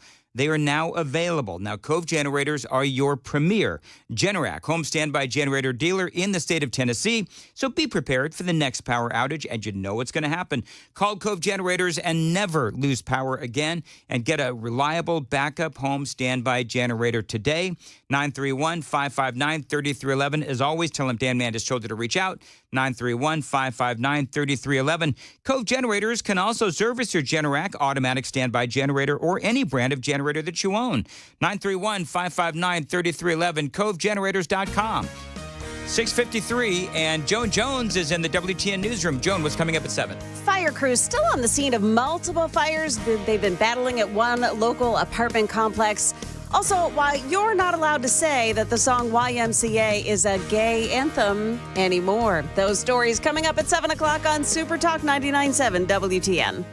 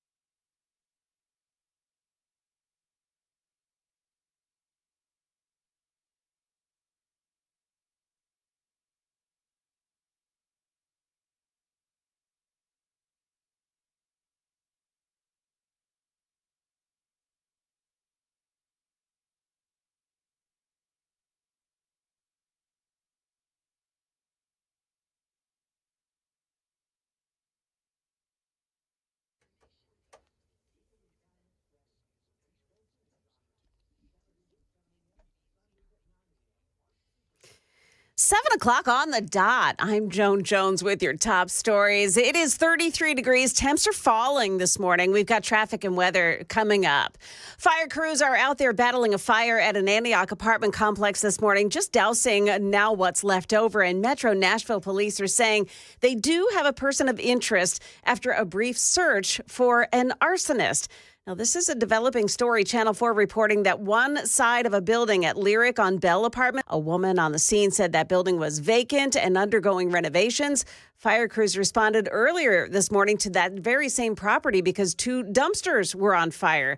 We'll keep you updated this morning. The issue of transgendering children got its day before the Supreme Court yesterday. Justice is hearing arguments over Tennessee's law that bans irreversible hormone treatments and surgeries for kids. And it's getting plenty of opinions, too. State Representative Ashton Baines. Culture war versus ensuring that families and kids have the health care that they need and that the decisions are between them and their medical professionals. And we just have to disagree that politicians should be involved in those decisions. Now, that case was supposed to get a 1-hour hearing, but it stretched on for 2.5 hours. The court's majority conservative justice is skeptical of arguments that would overturn the volunteer state's ban. Well, there's trouble in France after that country's parliament voted to bring down the government in a historic no-confidence vote. The prime minister presenting his resignation to French President Emmanuel Macron this morning. Emmanuel Macron, who's set to remain president for the next 2.5 years, needs to somehow find a formula so there can be a functioning government in a deeply fragmented system. Its no confidence motion, which brought down the government, was put forward by the left, but only succeeded because of support from France's hard-right National Rally Party of Marine Le Pen. Tom Sophie-Burridge, ABC News, in Paris. And a founder of the 70s musical group The Village People has changed his mind. Victor Willis is now giving the thumbs up to President-elect Trump to use the song YMCA at his political events. Here he is talking about it on Fox News this morning. And, so many other artists were stopping him from using their music. So I decided to contact BMI and told them not to terminate his political use license because he seemed to be bringing so much joy to the American people with his use of YMCA.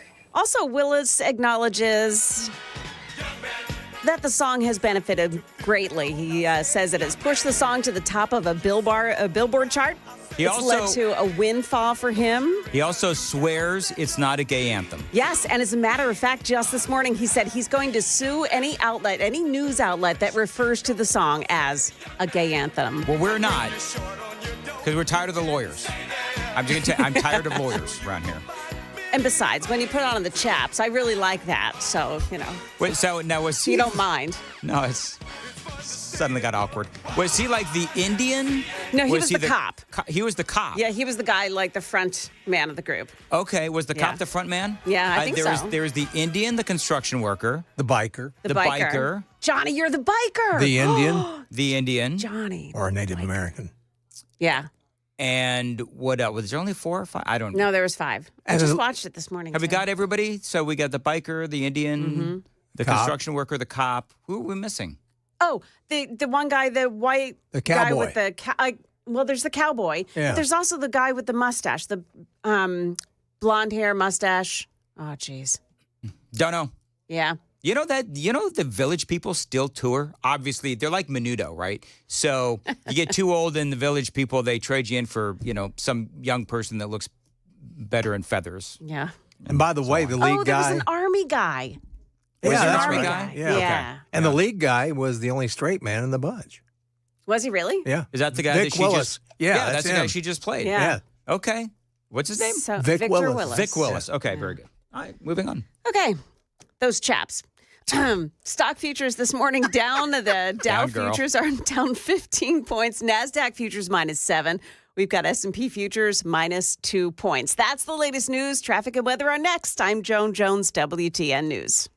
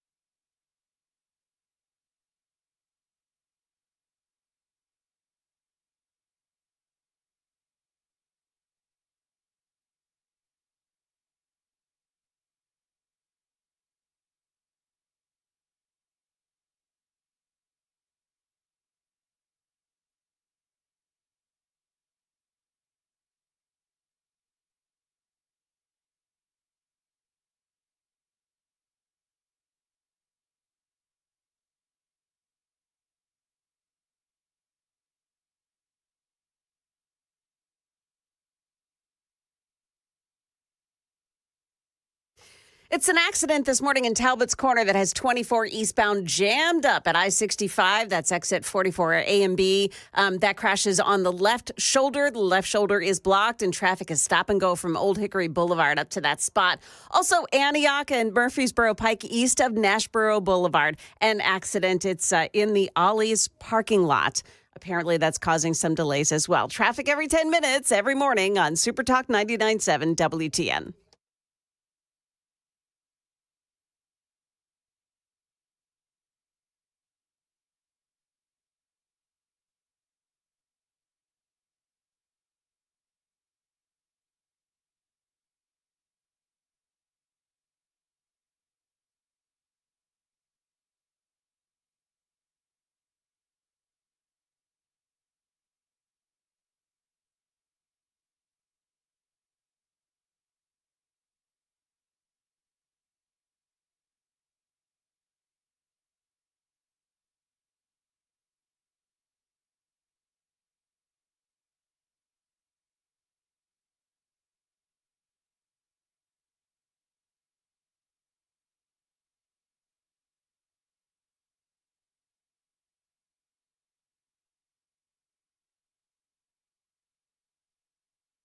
Opinion driven. This is Nashville's Morning News with Dan Mandis. And so, my fellow Americans, We talk news. 7:08 Nashville's Morning News on Super Talk 99.7 WTN. Good morning to you, friends.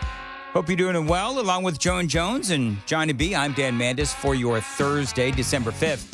So, of course, we all know what's been going on around here with SB 1, Tennessee's ban on transgender procedures and surgeries for minors.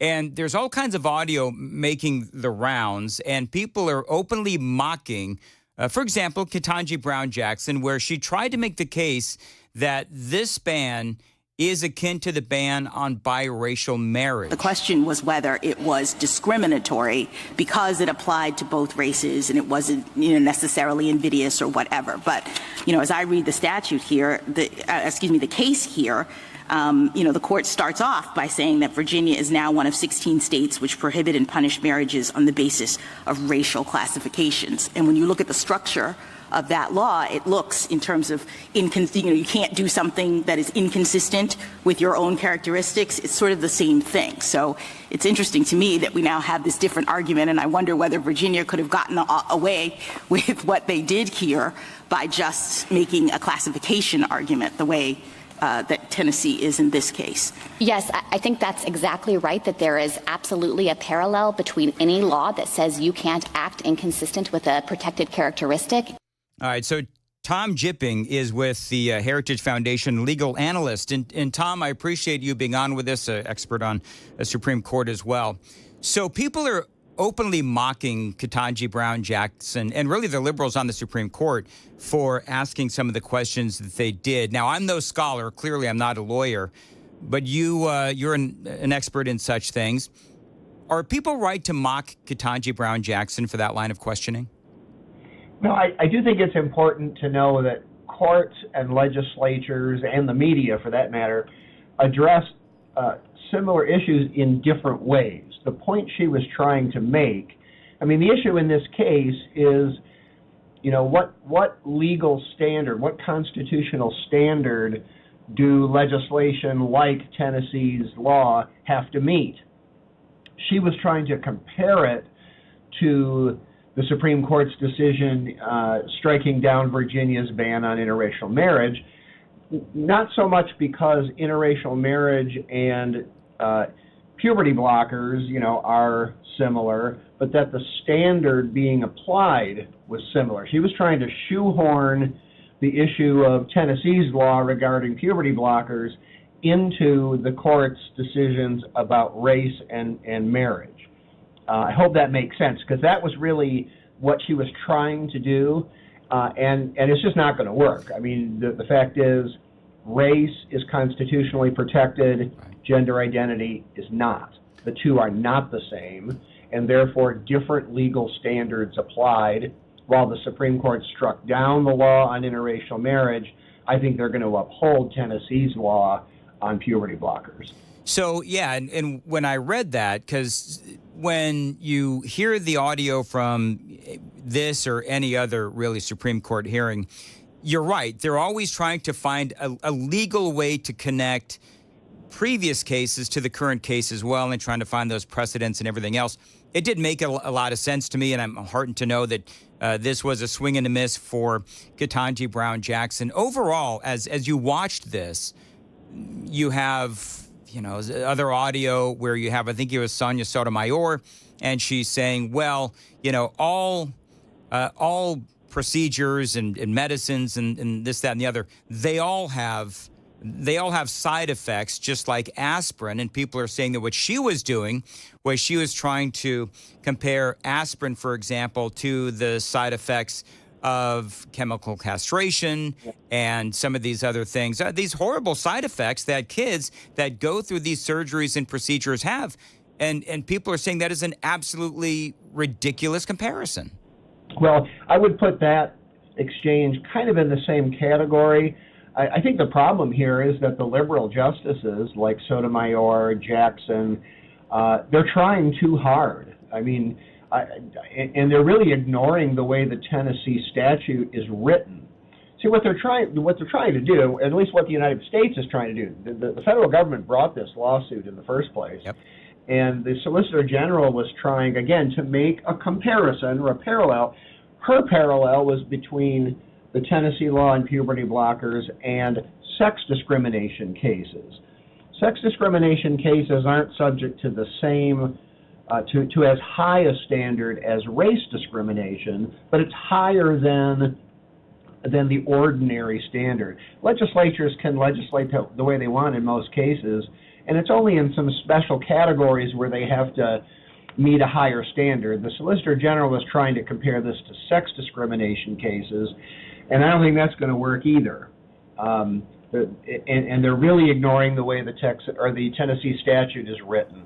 It's not discriminatory. It applies the same prohibition to boys and to girls.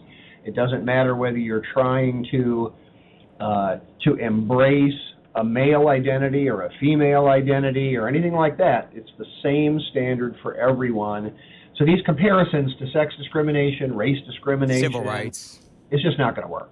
7:15 on Nashville's Morning News. Tom Jipping is joining us from the Heritage Foundation, talking about our state's efforts to ban transgender procedures and surgeries for minors. Got a couple more questions for you, Tom, coming up, though. We got to check the roadways here on WTN.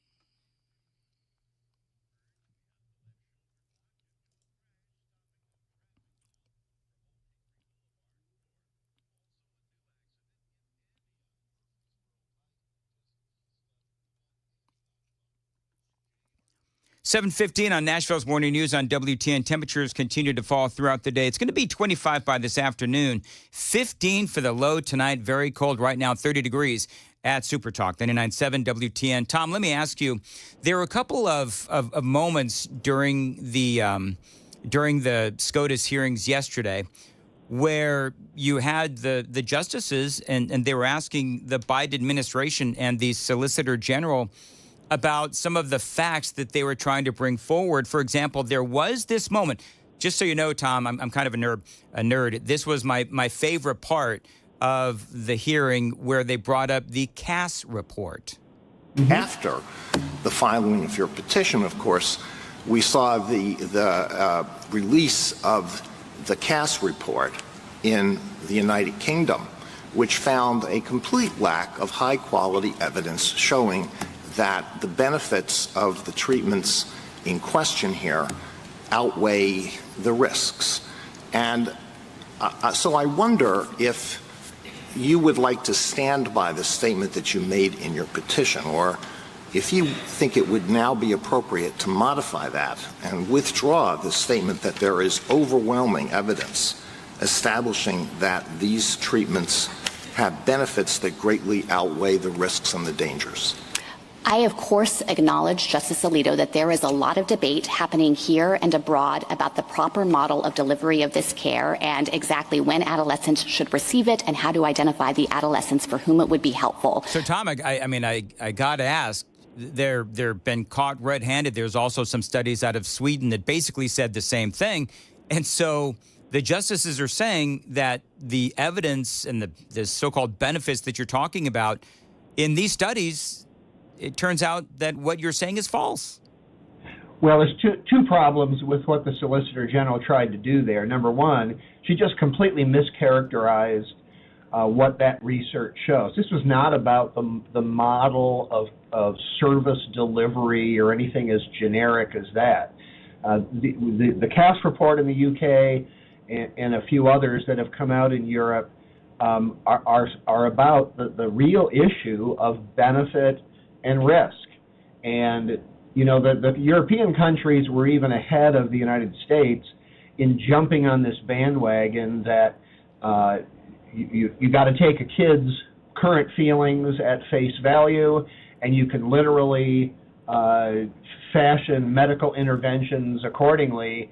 And then suddenly, when that all went off the rails, these countries in Europe, the ones that we said not long ago were right on the money, they're all backing away. The other problem, I think, with what the Solicitor General said, the reason that she was, that she had made those claims in their brief that the evidence is overwhelmingly positive, if they win on getting this compared to sex discrimination, and therefore the standard that Tennessee would have to reach is higher, those issues of risk and benefit and that kind of thing become more important. The proper way of looking at it is that there's no right to gender or whatever in the Constitution. The Tennessee legislature, like many other states now, is fully empowered to make these kinds of judgments and to make their own decisions about the evidence and risks and benefits. And these were, I guess, the best arguments that the Biden administration could come up with. I'll have to say the Solicitor General is very good at arguing before the Supreme Court. I've heard her many times. But I just don't think these arguments are going to fly. Well, one of the things, I think it was Justice Kavanaugh said that, look, if Europe is backing away from this, then shouldn't we, at the very least, do the same and look at these issues with a lot more scrutiny, which is why they brought up the studies out of the UK and Sweden as well. All right, so now, I know that the decision isn't going to be reached or announced until, I think it's June or July of 2025. But knowing the makeup of the Supreme Court, our own Senate Majority Leader Jack Johnson, who's involved in all this, says that he is cautiously optimistic. I'm conservative, don't know where you fall, but do you have any indication as to what you believe the Supreme Court will ultimately decide? Well, it is, of course, if I really knew how to predict Supreme Court decisions, I'd have a different job than I have now. But I think there's a majority of justices on the Supreme Court today who take the Constitution as it is written. They're not going to be willing to make things up in order to make policy decisions or to substitute their ideas for legislatures. And I think that there'll be at least 5 votes, maybe 6, for the idea that this is not some special category where the courts are able to take this issue away from legislatures, that the Tennessee and I really do have to applaud the Tennessee legislature. The way they wrote that statute, I think, helped prevent certain kinds of constitutional challenges to it, that legislatures like Tennessee are able to make these judgments for themselves. Now, I will say there's a second constitutional argument that is sometimes raised against statutes like this. It wasn't in this case, but if the Biden administration loses on the issue that was before the court yesterday, I wouldn't be surprised if some parents got together and launched another lawsuit making a different kind of constitutional challenge. So, it's not over. I think we may get the decision earlier than June if the court decides to, handle it pretty narrowly and kind of concretely. We might get a decision before that, but I don't think this will be the end of the road in terms of challenges to statutes like this. The fact is, kids are different than adults, and while parents have wide authority to make decisions regarding the care and upbringing of their children, states do have the authority to regulate the medical profession and to draw some lines like this. And I'm glad Tennessee did, and I think it will be upheld. All right, Tom Jipping, great to have you folks on from the Heritage Foundation, and have a great day. Appreciate your analysis as always. It is 7:22 on Nashville's Morning News on Super Talk 99.7 WTN. Yeah, there's so much great audio from yesterday, and I don't know if it's just me that finds this stuff interesting, but I've always found some of these Supreme Court arguments really fascinating. And part of the conversation has to be, and I've been playing you some of the audio throughout the morning, is the fact that you do have some of these Supreme Court justices, as you just heard Tom Jipping say, where the liberals, it's like they had nowhere to go. And so they started asking these, what I would say, rather swing and a miss type questions where they were really hitting for the fences. But the reality is that once you looked at that evidence from the UK and from Sweden, where there is more evidence now in these studies that show that the risks and the real-time issues that kids, and then when they turn into adults, the side effects that they are dealing with, the consequences that they face as a result of all of this, the risks far outweigh any benefits. And so the Supreme Court justices, in my estimation, they did a great job at asking some very tough and direct questions of the Biden administration. And you heard what legal analyst for the Heritage Foundation, Tom Jipping, said about the state of Tennessee, and how our AG, Jonathan Skrmetti, and our Solicitor General Matt Rice, and of course our state lawmakers as well, Jack Johnson being one, they wrote really this legislation signed by Governor Lee that was almost bulletproof, if you will. The legislation was so absolutely constitutionally sound. So I will say, good on you for Jack Johnson and the rest of the state legislatures. It is legislators. It is 7:24 on Nashville's Morning News, and Joan Jones is here. What's coming up at 7:30? Well, we got the latest on the search for a killer in New York City after that CEO was shot on the street yesterday.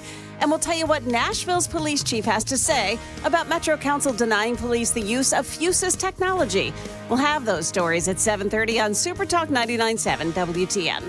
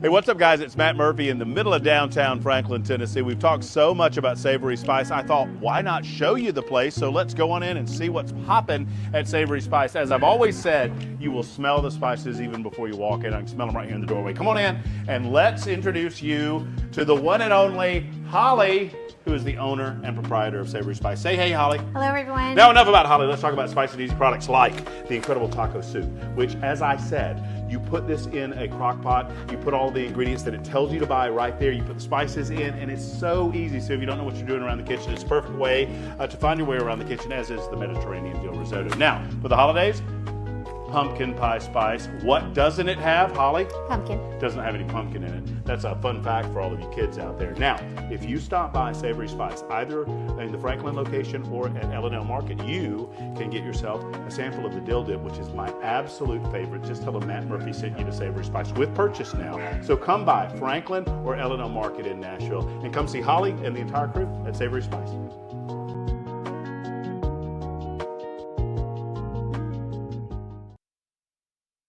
The guaranteed offer is the easiest way to sell your home. It's really simple. We bring you an all-cash offer. You close in as little as 21 days. No home inspections, no lock boxes, no open houses. Go to markspain.com to get a guaranteed offer and start packing.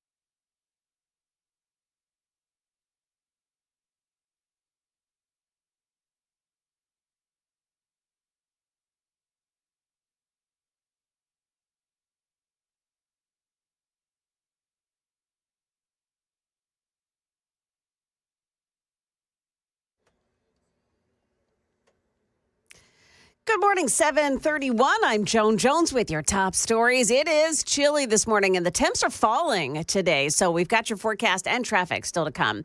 Police in New York are working to identify that gunman who killed United Healthcare CEO Brian Thompson outside of a New York City hotel just about this time yesterday morning. Police say it was around 6:45 a.m. Wednesday when the suspect, pictured at a Starbucks before the shooting, gunned down Brian Thompson, the CEO of United Healthcare, as he was walking alone into the Hilton for an investors conference. Even as the leader of a large corporation, Thompson did not have a security team with him. Investigators say they found shell casings with writing on them, including the words deny, defend, and depose.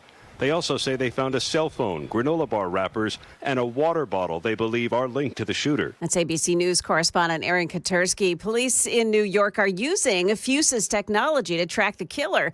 Using private surveillance video, they were able to track the killer riding a bike through the streets and into Central Park. As that investigation continues, well, here in Nashville, Metro Council voted against allowing police to use that very same technology.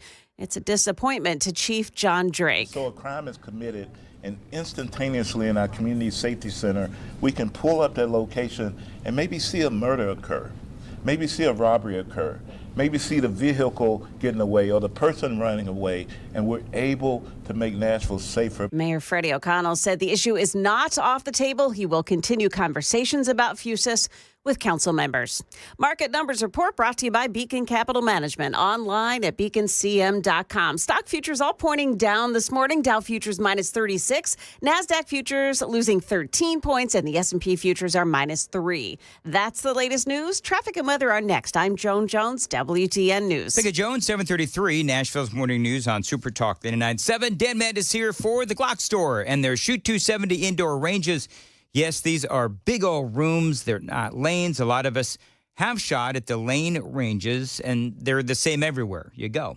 I've been shooting in the Shoot 270 indoor ranges for a couple of years now, and they are amazing because they're huge. They are massive rooms, and you can practice all kinds of different shooting maneuvers around corners, in the dark, you name it. You can do it in the Shoot 270 indoor ranges at the Glock Store. The trainers at the Glock Store, they are incredible as well.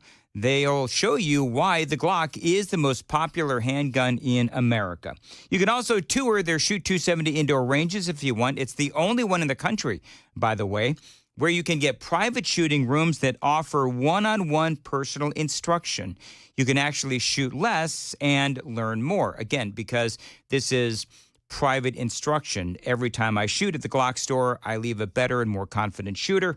Every single time, guaranteed. So book your session and check out the pictures and videos at shoot270.com. The Glock Store at glockstore.com. Minutes from the airport and worth the drive from anywhere.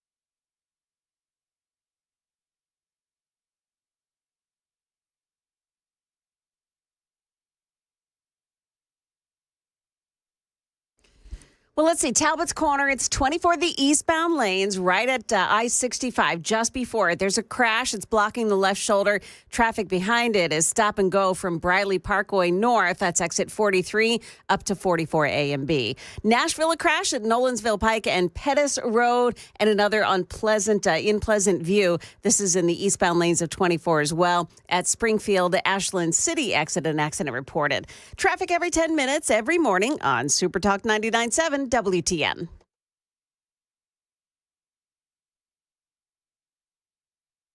Did you know you're overpaying for your health and wellness products? With over 20 company-owned brands offering its members vitamins, supplements, wellness, and skincare products, you're able to save up to 70% off retail. Members Nutrition can't change your life, but we can change the way you live.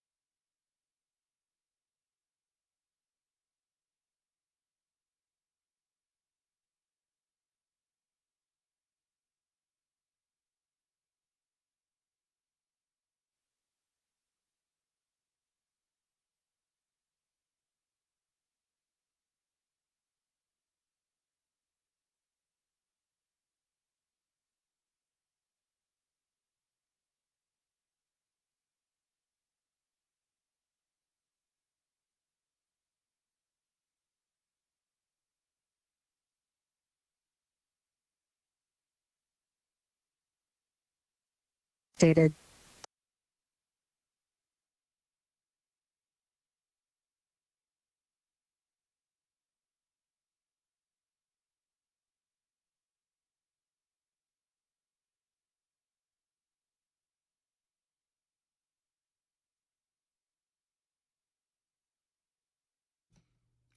.39 Nashville's Morning News. Really cold today. Temperatures falling throughout the day. 25 degrees by this afternoon. 15 is supposed to be the low tonight. Johnny, what's the temperature right now?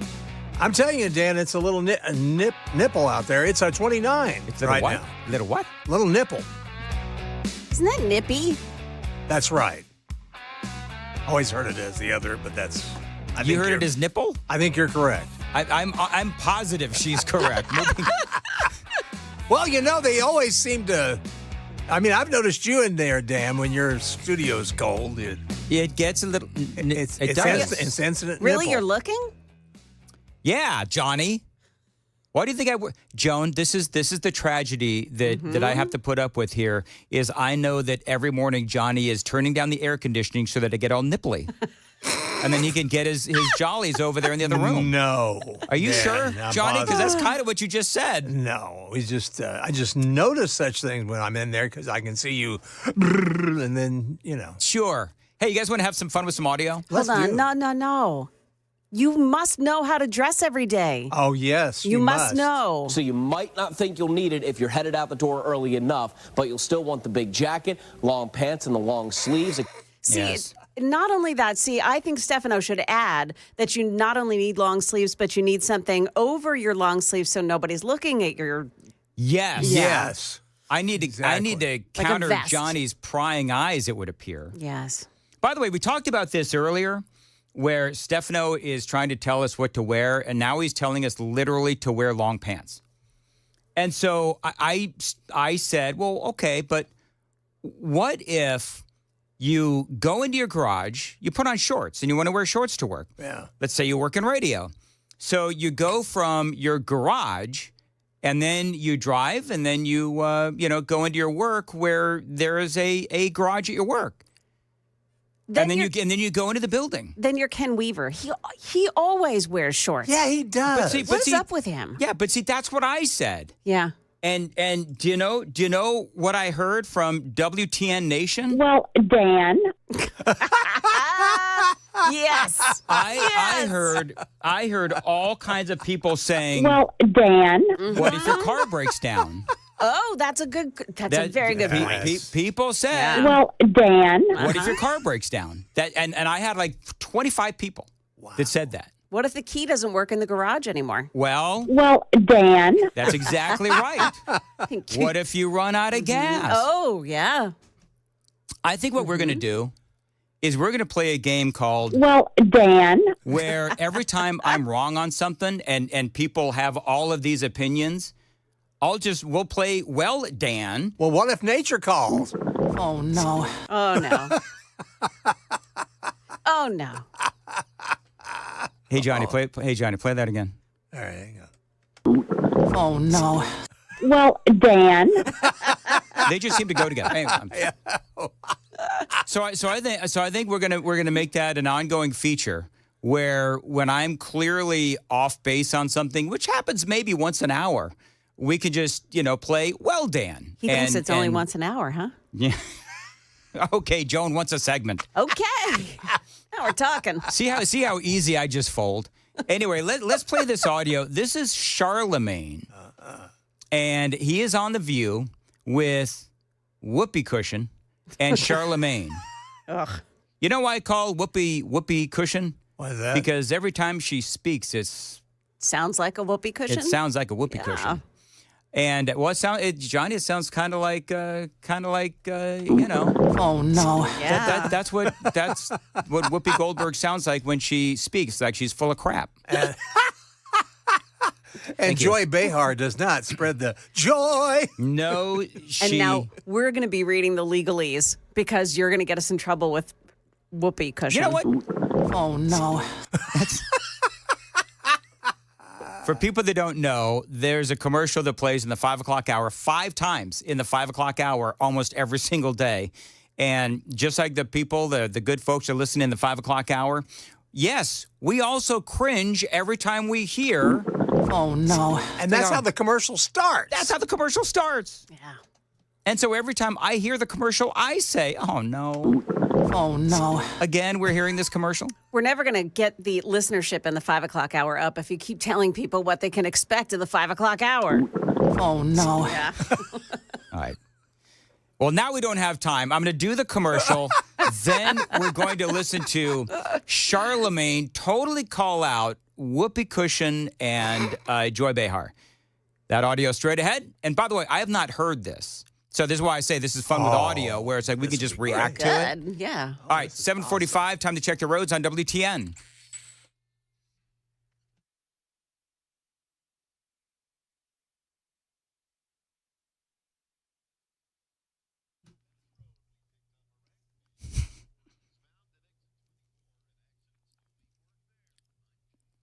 Thank you, Jay. 7:45. Temperatures falling throughout the day. 25 degrees by this afternoon.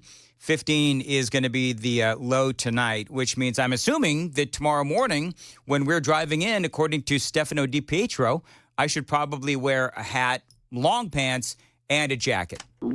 Oh no. Thank you, Stefano. I don't need you to tell me that. So this is The View yesterday. After repeatedly saying he would never do it, and a lot of people are saying that it's hypocritical, etc., as if the other side doesn't. Talk about Joe Biden pardoning Hunter Biden, by the way. I should have set that up. After repeatedly saying he would never do it, and a lot of people are saying that it's hypocritical, etc., as if the other side doesn't do it.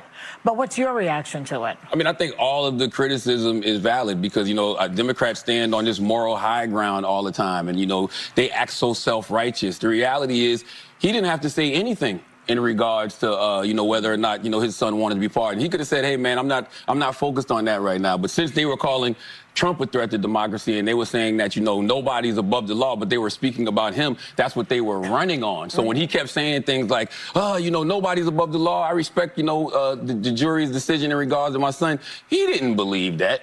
But he didn't have to volunteer that lie to begin with. I'm going to stop you for a second. This is kind of a visual, by the way, because they did a shot of the whole desk. Whoopi is literally on the edge of her seat, just champing and chopping to get in there, to saying, I've got to speak. I've got to speak. And she and Charlemagne apparently kind of get into it. Volunteer that lie to begin with. I'm going to stop you for a second. Uh-oh. Only because you don't know that it was a lie. We don't know why he changed You his really think he just changed his mind over Thanksgiving weekend all of a sudden? I'm going to tell you what I think. Okay. Yeah. I think he changed his mind because he got sick of watching everybody else get over. Wait, what did she say? Again, this is my first time hearing it. Yeah. So she was sick and tired of watching people. Did she say get over? Yeah. Get over. What does that mean?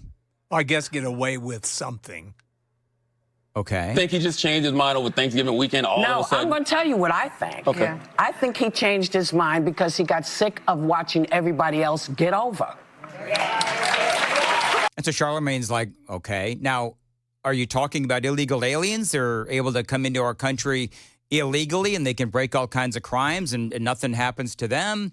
Are you talking about the crime across America happening in blue cities all across America where you've got George Soros-funded DAs that basically don't prosecute criminals? I mean, what does she mean by that?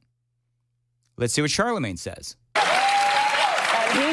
this is just my feeling, because at some point you get to the place where you just go, so I'm just going to follow the straight and narrow always, because that's what's expected of Democrats. But that's their fault. They're the ones that go out there and they stand on this moral high ground. Listen, they don't have to do that. I'm a Democrat. Tell me what the moral high ground is. The moral high ground is nobody's above the law. I respect what the jurors is saying. You don't have to do that. All right, so there you go.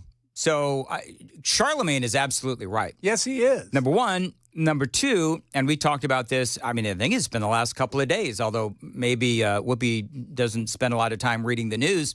It's pretty evident she doesn't.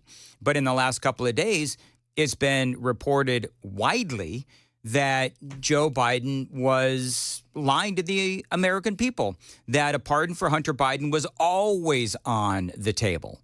So it seems to me like Charlemagne, and I do wonder if this is like the first time that the ladies of The View is hearing this, where it's like, yeah, you know what? I think Charlemagne says, I think that, he was lying to the American people. I believe that Joe Biden was lying. I believe the reporting that says that a pardon has been on the table for at least a year. And they knew where this whole thing was going. So, Whoopi and all of these other folks, on The View, and maybe it's sad that I don't know all of their names. I basically know there's Whoopi, there's Joy, and I think is there one named Farah? Alyssa Farah. She's the one that used to be. Yeah. I think it was. She was somehow connected to the Trump administration. She worked in the Trump. She was Melania's assistant, right? Oh, I don't know. I should know, but I don't. I should know this too. Yeah. I don't care. But yeah, whatever. Bottom line is Charlemagne is right on this. And, it's interesting. We were talking earlier, and it's worth repeating, where people are tuning out of MSNBC. What did you say the latest rating? Because it's like every week we get another story about how badly their ratings are and how badly they're getting beaten. What was the number we talked about earlier, Johnny? Was it 30? Man. There's like 38,000 people or something like that watching The View. Was. Or not watching The View. It might as well be The View. But, but MSNBC.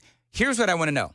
Will people stop watching The View like they've stopped watching MSNBC? Because MSNBC, their ratings have literally cratered. And so part of the dynamic over there at MSNBC is, as we talked about before, is that, they've been talking about how he's a threat to democracy. Now they're not calling for tanks around the White House. well, Hitler's coming in. You know what I mean? So I just do wonder if people have realized how full of crap MSNBC is. Well, and too, ABC, you talked about The View. You have a double dose. You have the mind barf of Good Morning America.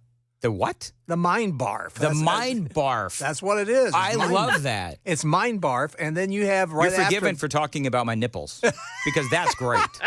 And then after that, you have The View. I mean, good Lord, who's watching this mind barf? That's exactly right. That's exactly right. And so I think people have completely lost, what's the right way to say this? People have completely lost credibility in the media. Oh, they have. Whether it is, but you see, there's some people like The View and MSNBC, although their audience is much smaller now, but I think that they're infected, the people that watch The View, I think that they're infected with the same mind barf or mind virus that that your average Democrat is infected with these days, where they'll just, Trump is bad and Republicans are wrong, no matter what the evidence shows. Yes, and they look down their nose at anyone that doesn't agree with them. Like they think they're brilliant, and I hate to tell them, but they're really not. Well, and by the way, I have a... Well, Dan. Person says, Dan, Whoopi said Joe Biden stayed on the straight and narrow always. That's actually very true, is what old Whoopi said. And clearly, that was wrong as well. So anyway, just a little fun there. 615-737-9986.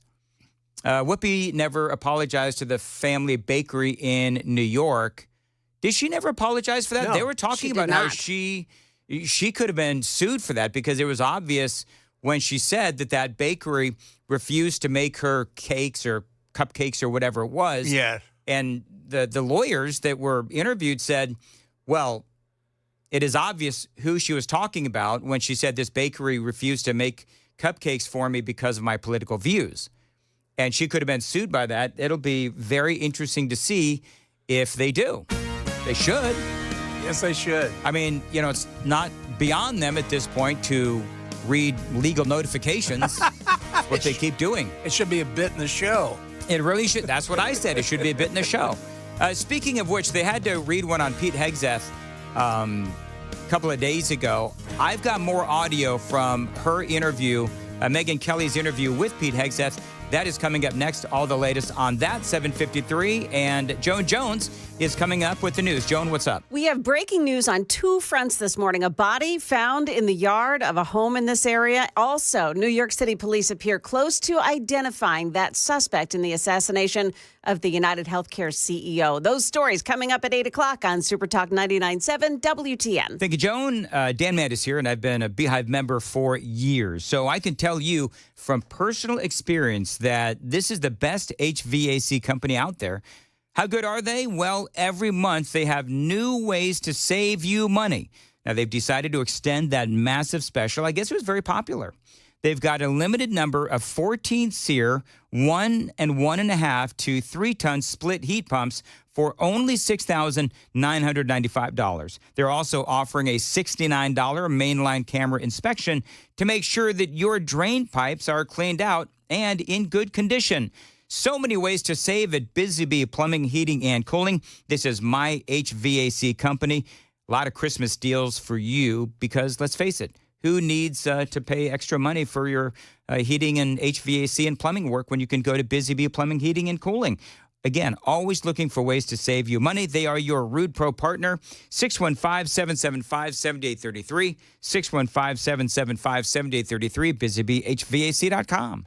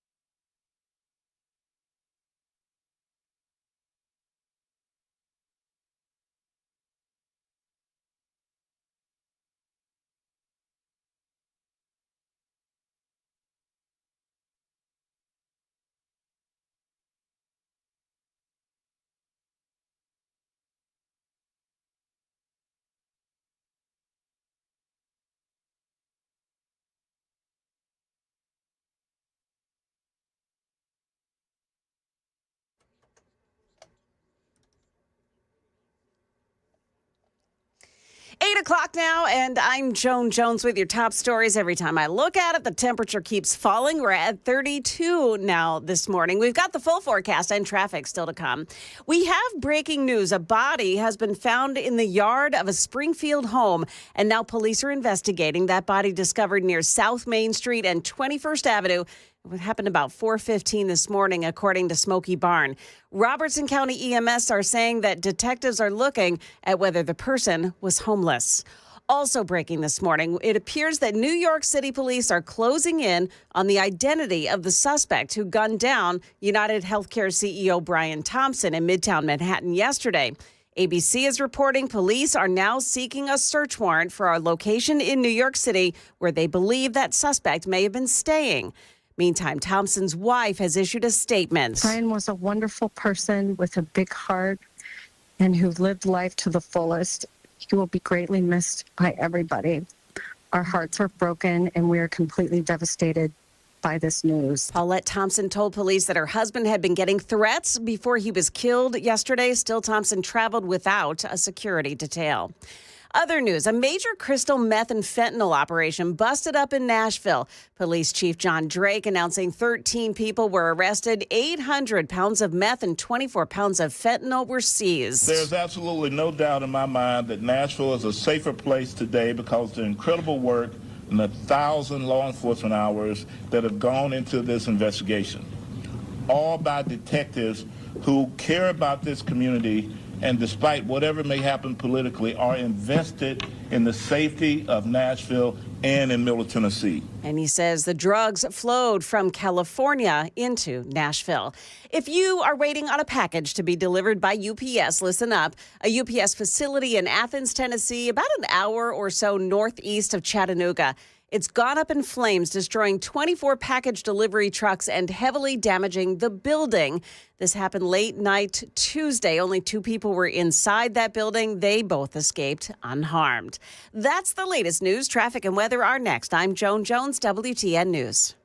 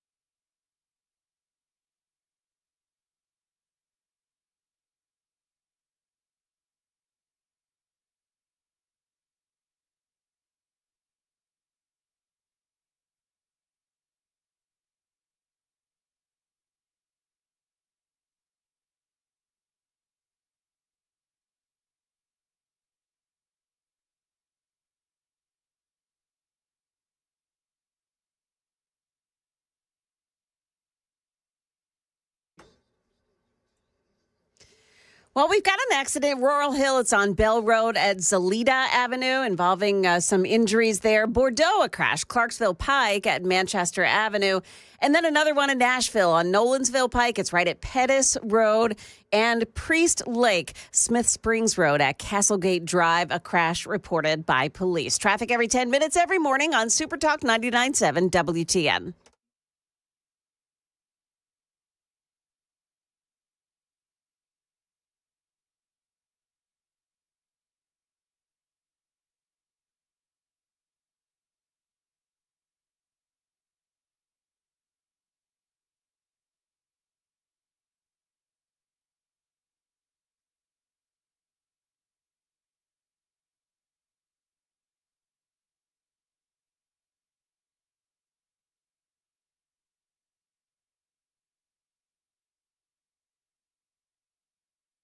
Information fueled. Opinion driven. This is Nashville's Morning News with Dan Mandis. And so, my fellow Americans, we talk news. 8:06 Nashville's Morning News on Super Talk 99.7. I just reposted. You can follow me on X at Dan Mandis Show. So, all kinds of controversy, of course, as you know, at the Capitol building in Washington, D.C., where there's been a lot of debate. And I will get to the Pete Hegseth audio in a second, but I just want to, this is so ridiculous, about men using women's bathrooms. That's in the Capitol building in Washington, D.C. So you know what was going on at the Supreme Court building yesterday in Washington, D.C. So now video has emerged, and again, I just went ahead and reposted it on my X feed at Dan Mandis Show. Men pretending to be women and queer and LGBTQ activists held a dance party in the women's bathroom on Capitol Hill today to protest banning men from women's bathrooms. You know, this is what these activists do. They do stuff. They know that it's either illegal or they're breaking the rules. And if you don't remember, in the Capitol, you had Speaker Mike Johnson, and he made the rule that men, even if you're trans, whatever, men should not and will not be allowed in the women's room. And so now you have all of these, you know, and again, women, queer, LGBTQ, I'm not sure who or what these folks are, what they identify as, but if any of these folks are men who are pretending to be women and they're in the women's room, then they ought to be arrested, should they not? Or whatever the penalty is, because you've got women in there probably, I'm just going to be honest, probably not real thrilled that there is a dance party going on inside their women's room. So I went ahead and posted that because I do think that it is absolutely ridiculous. Now, people are still talking, of course, about Pete Hegseth. Now, he did a big, long interview with Megyn Kelly. Now, I think this was a great interview for Pete Hegseth. I don't know what's going to happen with him, but this has got to be the future for people that want to get a fair shake, whether you're on the left or the right. Because if you're Hegseth, are you really going to go? Let me ask you this question. If you're Pete Hegseth, are you really going to go on Meet the Press? I think I almost accidentally said Meet the Depressed, but Meet the Press. Are you going to go on Meet the Press? Do you think that you're really going to be able to state your case and defend your honor, if you will, with Kirsten Welker in the very small amount of time that they allow? And you don't want to do a pre-recorded interview, frankly, because you don't know how they're going to take it out of context. And so I love the fact that, yeah, Hegseth, he went on Megyn Kelly's podcast. I want to get to the audio because there's a lot of it. She asked if she asked if he had spoken to Donald Trump. I spoke to him this morning, Megyn. I mean, he's amazing. He's a fighter. He's been through this himself. And he told me, the last thing he said to me was, you're going to need to be tough as shit. But he paused again as I was walking away and said, but you're the man for this moment. I chose you because you're the guy that's going to put the war fighters first. All right, so he says that he spoke to Donald Trump. This was from yesterday, and he said that he spoke to Donald Trump this morning, I think he said. So he apparently spoke to Trump yesterday morning, and that was when the story of Ron DeSantis, Florida governor, was going to replace Hegseth as the guy, Trump's nominee for defense secretary. So, I mean, according to Hegseth, Trump is still all in. And here's the thing, and Donald Trump is absolutely right, where he has been through this before. Donald Trump has certainly. Many other conservatives have as well. And it is worth noting that all of these allegations, as you know, friends, they have been anonymous. So to me, it is clear. We talked about all of this before, so some of this is review. The rape allegations from years ago was a bogus claim. Clearly a bogus claim. The woman had regret for spending the night with Hegseth, so she pulled out the rape allegation. She was, of course, married. To me, all of these other allegations, incredibly suspect, especially, again, because they're all anonymous. And this is what Hegseth says. For so long, what was said about me, what has been said about me, It was so ridiculous and all anonymous that we didn't want to give it oxygen. You don't want to respond to things that don't merit response. And so we haven't. But sitting here with you and going forward, the media is driving with this ridiculous narrative.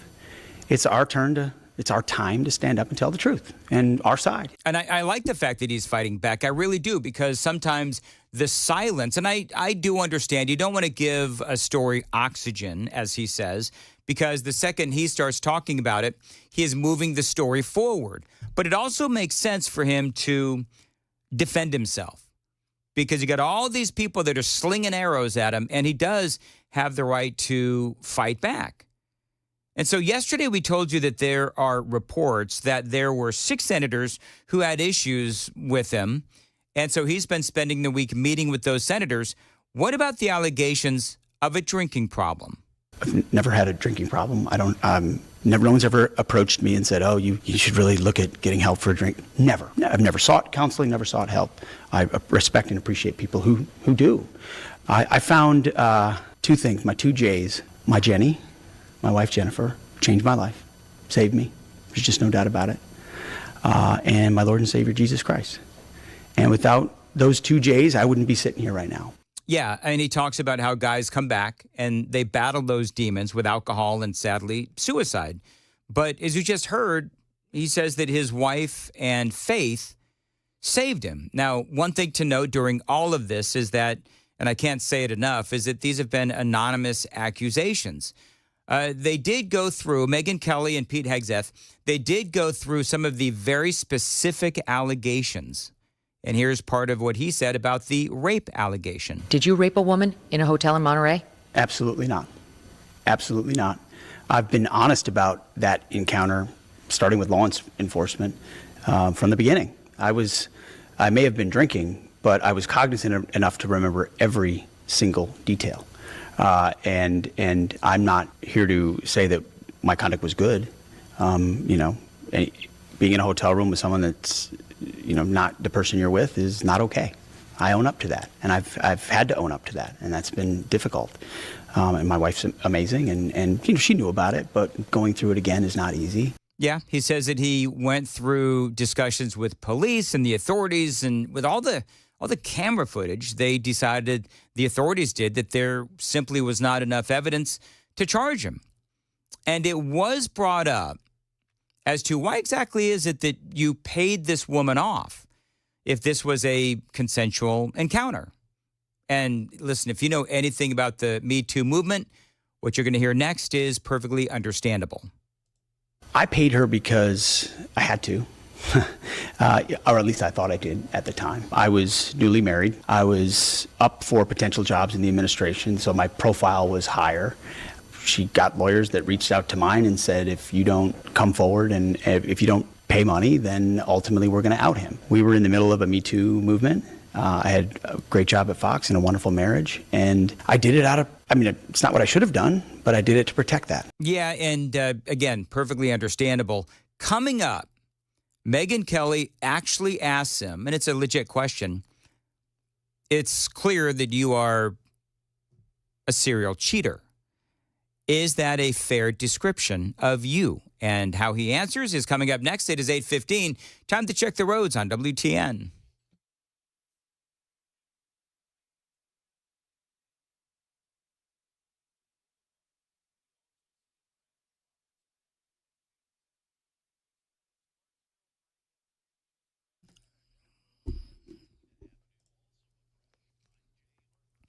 Very good, Jay. Thank you. 8:15, Nashville's Morning News. Temperatures continue to fall throughout the day. By this afternoon, it's going to be 25, 15 for a low tonight. Right now, temperatures hanging at 29 degrees. Thanks for listening to Nashville's Morning News on Super Talk 99.7 WTN. Pete Hegseth, of course, as you know, big topic of conversation, sat down with Megyn Kelly, and she asked him about the notion that he is a serial cheater. He's too much of a serial cheater. Like, how can we put a guy in this position who's a serial cheater? So is that a fair characterization of you? I think it was a fair characterization of me before I truly was changed by Jen and my Lord and Savior Jesus Christ. And I mean that. I mean, people cannot believe that if they don't want to. But if you look at me and if you know me, if you have walked us watched us walk into Colts Neck Community Church and Pilgrim Hill Reformed Fellowship, the churches where we've attended. And it was those moments in those places in my relationship with Jen as we grew together in Christ that I become a changed man. Am I a perfect man? No. Was I a perfect man? Absolutely not. Do I regret those things? Yes. But is it who I am today? No. He cheated on all 3 of his wives. All 3. Now, and we talked about this the other day. You got Bill Clinton, serial cheater. JFK, it sounds like he was as well, and we all know about Donald Trump. And so, the world is sadly full of cheaters. But the question is, can he do the job? I think that people make mistakes. If we eliminate everyone who has ever made mistakes, we'll never have anyone left to work. And that's part of what Hegseth had to say. Sure, but what's the alternative? That people with somewhat difficult pasts can never step up and try to serve the American people and serve a president who is elected? Is that the alternative? You have to be, you can't have made any mistakes in your life or reconciled for them or asked for forgiveness for them if you want to serve in another capacity. And my wife and I got together, we prayed about it a lot and said, we know the slings and arrows are coming. We're going to lock shields. That's why we're together on the Hill. We're together everywhere in this process. Because if we can't do this together, then it's not worth doing. Well, listen, how long did, let's just look at the Senate and the House. How many millions of dollars has Nancy Pelosi made using insider information to pass along to her husband so that they could make millions of dollars on investments? All these people that are screaming about Pete Hegseth, you got nothing to say about Nancy Pelosi? What about Gold Bar Bob, right? Gold Bar Bob. And all of those allegations of bribery. I don't even know, is he still in the Senate? I don't think he is anymore. But the bottom line is that if you really want to start digging deep into some of these folks in the House and the Senate who have these concerns about Pete Hegseth, that's fine, well, and good. But again, people who live in glass houses should not be throwing rocks. Other allegations, of course, Pete Hegseth, is that he showed up drunk to work and actually, they say, went on the air drunk at Fox News. Check the tape, first of all. I want to start where we began, too. I want to start my comment where we began this conversation. All of those allegations are anonymous. All of them are unsubstantiated. No one's putting their name on it. No one can point to an actual incident, an actual place, an actual piece of evidence. None of it. Right. And I don't believe that people, here's the other thing, absolutely check the tape. You don't think that they have tape of whatever day this was? That like 10 people anonymously who were at Fox News who came out and said, oh yeah, that Pete Hegseth is a drunk. I don't believe that people would let him go on the air drunk if he was at Fox News. I just don't. Joe and Johnny, if I ever show up drunk at the radio station at 5 o'clock in the morning, don't let me on the air. I don't think people at Fox News would have let him on the air. Yeah, I don't think so either. Yeah, these are anonymous sources. He's got a great point. And here's the other thing, is that all of his coworkers, the ones that work with him like every day or every weekend or whatever it is, they say that he shows up every day ready to go. And they've never seen a sign of a drinking problem. There was also an accusation. I'm just trying to get through all of these accusations. There was also an episode, they say, where he was supposedly at a strip club on a business trip, and he got drunk and actually stormed the stage of the strip club.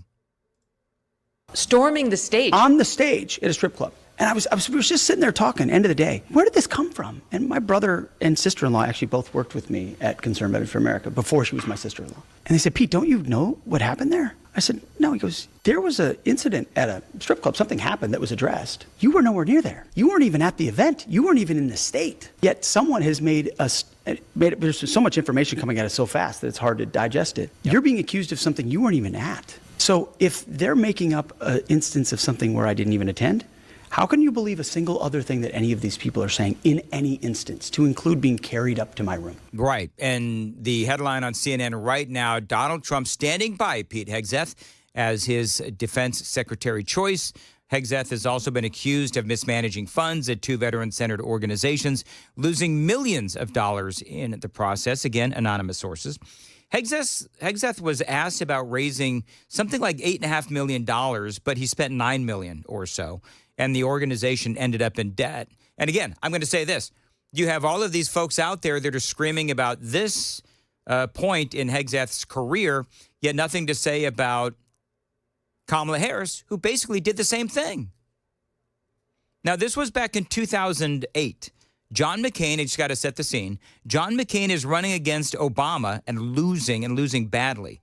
The organization that he was running, they were advocating for McCain and candidates that were either veteran or veteran friendly, or candidates that were veterans, issues that were pro-veterans, et cetera, et cetera. So he's working for an organization that advocates for veterans. And then they realized that McCain was losing, but instead of shutting down, they plowed forward. This is what he had to say.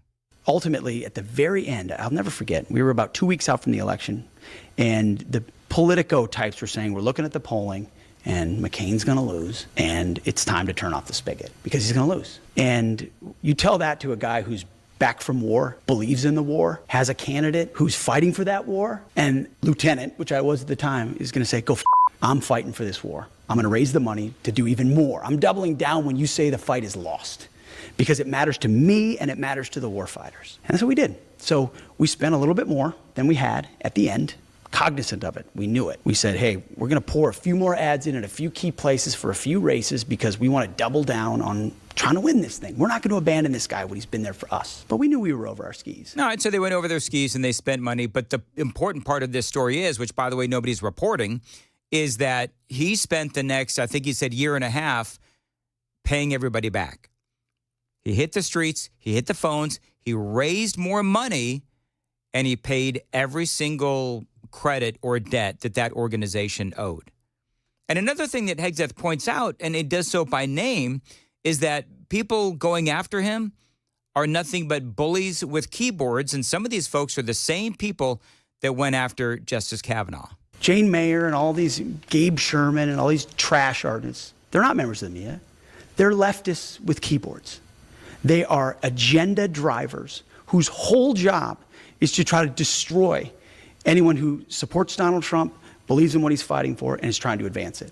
And of course, if you're this young nominee for the Secretary of Defense, who's going to try to do big things on behalf of the warfighter and take on an entire system, you're target number one. Yep. You are target number one. And so they've peddled this. It's not reporting. It's not real. It's fake. And we're going to fight back. So definitely some character assassination going on. By the way, so at last check, there are 6 senators that are saying that they have concerns with Hegseth. Joni Ernst, the Iowa senator who was in the Army as a lieutenant colonel, she is one of those senators that is expressing some concerns about Hegseth. Well, now word is this morning that if ultimately Hegseth is out, then she would be a possibility to lead the Defense Department. In other words, it seems to me like she's got a bit of a conflict of interest because, and by the way, Joni Ernst has been a Trump critic. And so she's sitting here saying, well, I've got a problem with Pete Hegseth, knowing full well, and people are saying this on Capitol Hill, knowing full well that, she could be the replacement for Hegseth. So there's a lot of drama going on in the Senate, and Hegseth, again, I love the fact that he is fighting back, running way late. 8:24, Nashville's Morning News on Super Talk 99.7 WTN. Dan Mandis here for Xfinity Internet. Listen, every night, right about homework time, I thank the Lord for Xfinity Internet. We can stay connected with Wi-Fi coverage that delivers the speed we need in my house, and you can too. Now listen, homework and radio shows, they don't wait for the Internet to work. You need a reliable connection even when everyone else is online and working. I rely on Xfinity. And by the way, if you do have issues, Xfinity has 24/7 customer service here for you whenever you need it with in-home Wi-Fi support. And if you're on the go, you can stay connected with over 20 million secure Xfinity Wi-Fi hotspots nationwide. So get the best Wi-Fi for your life, whether it's doing homework with the kids or work for the paycheck. Rock-solid internet is only a phone call away with Xfinity. To get started, call them at 1-800-XFINITY, online Xfinity.com, or drop into an Xfinity store today for more details.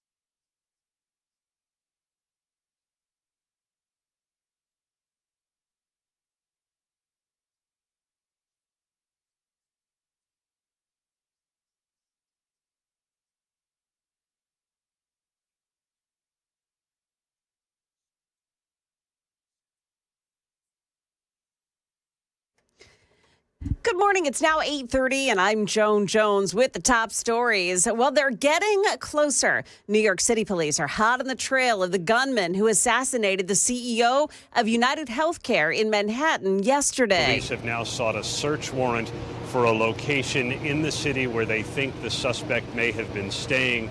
And those words on the shell casings, deny, depose, defend, that's leading police to theorize that the suspect may have been angry with either United Healthcare or the insurance industry as a whole. Those words, deny, depose, and defend, that's eerily similar to the title of a book written in 2010 called Delay, Deny, Defend: Why Insurance Companies Don't Pay Claims and What You Can Do About It. Police also say that the killer purchased a coffee and something to eat at a Starbucks before the shooting. Now they have the DNA from that empty cup in the wrapper. More on this as the manhunt continues. Got an update, too, on the search for Elizabeth Pollard. She's the woman who authorities believe fell into a sinkhole which stemmed from an abandoned mine in Westmoreland County in Pennsylvania. State Trooper Steve Lamani saying that the mine's deteriorating condition has made the search especially challenging. We feel like we failed. It's tough. We have a lot of wins out here. I've been proud to be a trooper for a very long time, and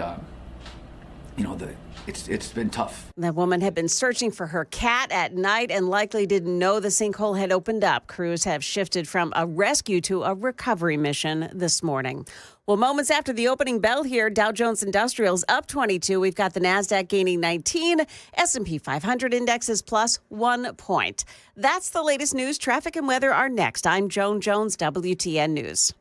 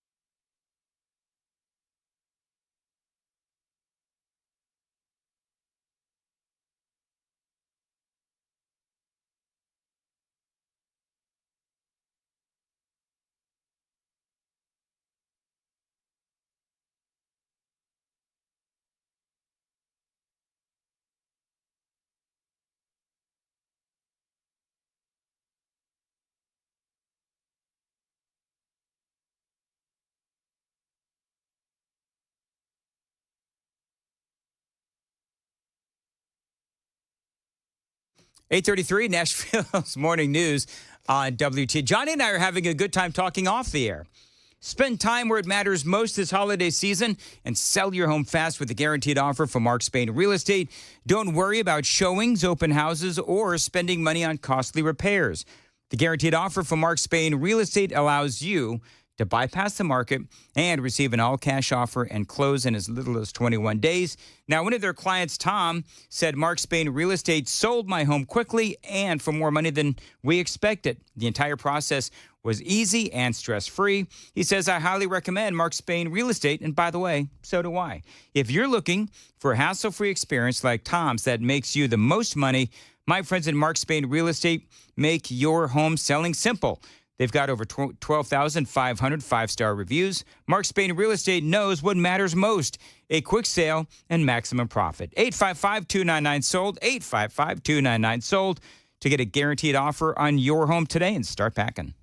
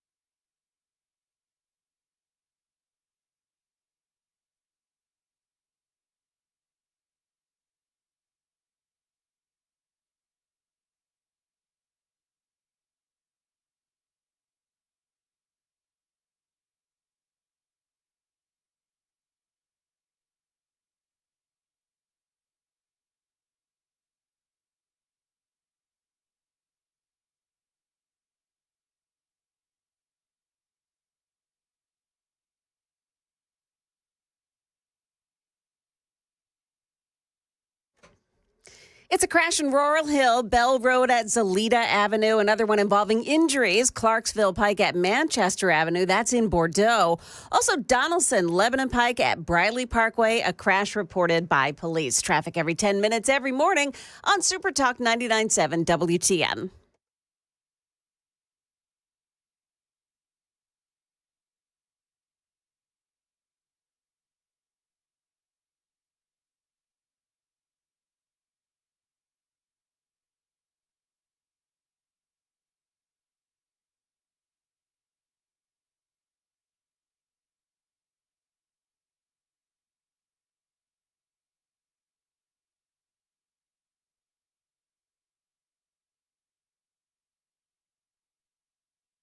.836 on WTN. Big news for my friends at DT McCall's.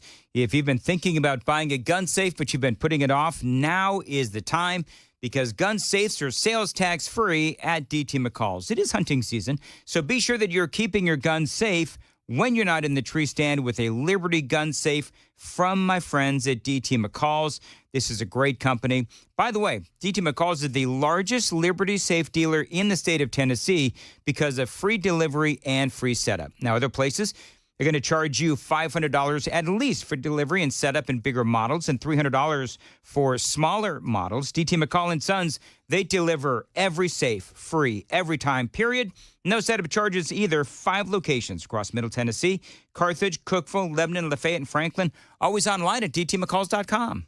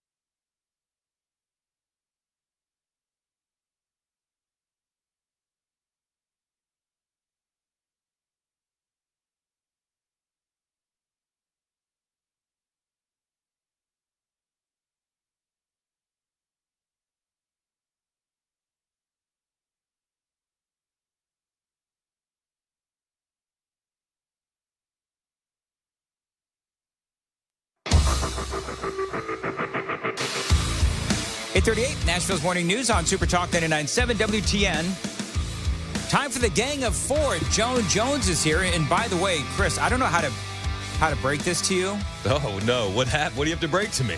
Well, one of the listeners on the Super Text designated that Joan is now the best-looking one on the station. Fact check true. Fact check true. That was way too easy. I mean, I can't argue. You're not going to hear any arguments out of me. How can you argue with that? You really can't. No. So, anyway, there's that. Johnny's here. I'm here. And by the way, you'll notice that nobody's talking about Johnny, my looks or your looks, except in a negative way. Yeah, in fact, I break the camera here all the You time. guys. People are like, oh, Joan's gorgeous. Well, especially when you stand next to me, Joan. We've Oh, my Joan, you got to get Listen, uglier. You have to understand, the audience has had years to acclimate to both of your studliness. So, like, don't worry about it, guys. You know, Is that what it is, It was a studliness? news flash how good looking you bros were a few years back. This is, you know, we've become accustomed to your Can good we looks. be honest? That was many years ago that I was even slightly good looking. It was a few. Yeah, it's over for me. Hey, Johnny, great news. What's that? I'm getting a new face. I'm getting a facelift. Maybe next year. Oh, son of a gun! What you got there, Dan? Our buddy Dr. Kevin Mitchell. Oh yeah. Every year What's he he got gives us gifts. Really? Kev. And I walked into the studio. Woo! Whoa. That was terrible. Boy, who tuned that? It's a Taylor guitar. Swift? It's a guitar. Dr. Mitchell has given you a guitar. How nice. That's a nice guitar. That's a Fender. Yep. Oh, And it's- man, I'm humbled. Yeah, and it's signed by Colin Ray. Oh, get out of town. Yep. And a couple of other folks, but I'm trying to find the who signed it, and I don't know. But one is Colin Ray. Yeah. I know the singer, the guitar player for Twisted Sister. Also, he also signed it. Oh, how neat! I mean, this is very cool. That is actually that is beyond cool. I felt bad for Becky, the salesperson, because she had to lug this thing up here. Oh, did she? Yep. This is actually a very nice guitar. Yes, they are. I mean, Fender acoustic. Yeah. There you go. So it yeah, just needs a good tuning, which I will do. Well, I don't know, because it's got all these fancy signatures on there. Yeah. And I'll still play it. Yeah. Really? Yeah, Are you because allowed to play a signed guitar? Well, it's mine, isn't it? Well, fair enough. Man can do what he wants with it. I mean, I don't Fact think check true. I don't think a guitar should ever just sit around. No, that's a sad guitar. Yeah. We don't want sad guitars. Yeah, I mean, Willie Nelson's is signed. It's a sad guitar? If it's not being played, yeah. Yeah. There's a lot of songs in that guitar right there. Yes, that is true. Just dying to come out. By the way, this is great. I got mine. Oh, is my phone ringing? You're buzzing. My phone's ringing. Uh-oh. No, I'm not buzzing. I haven't done that this morning.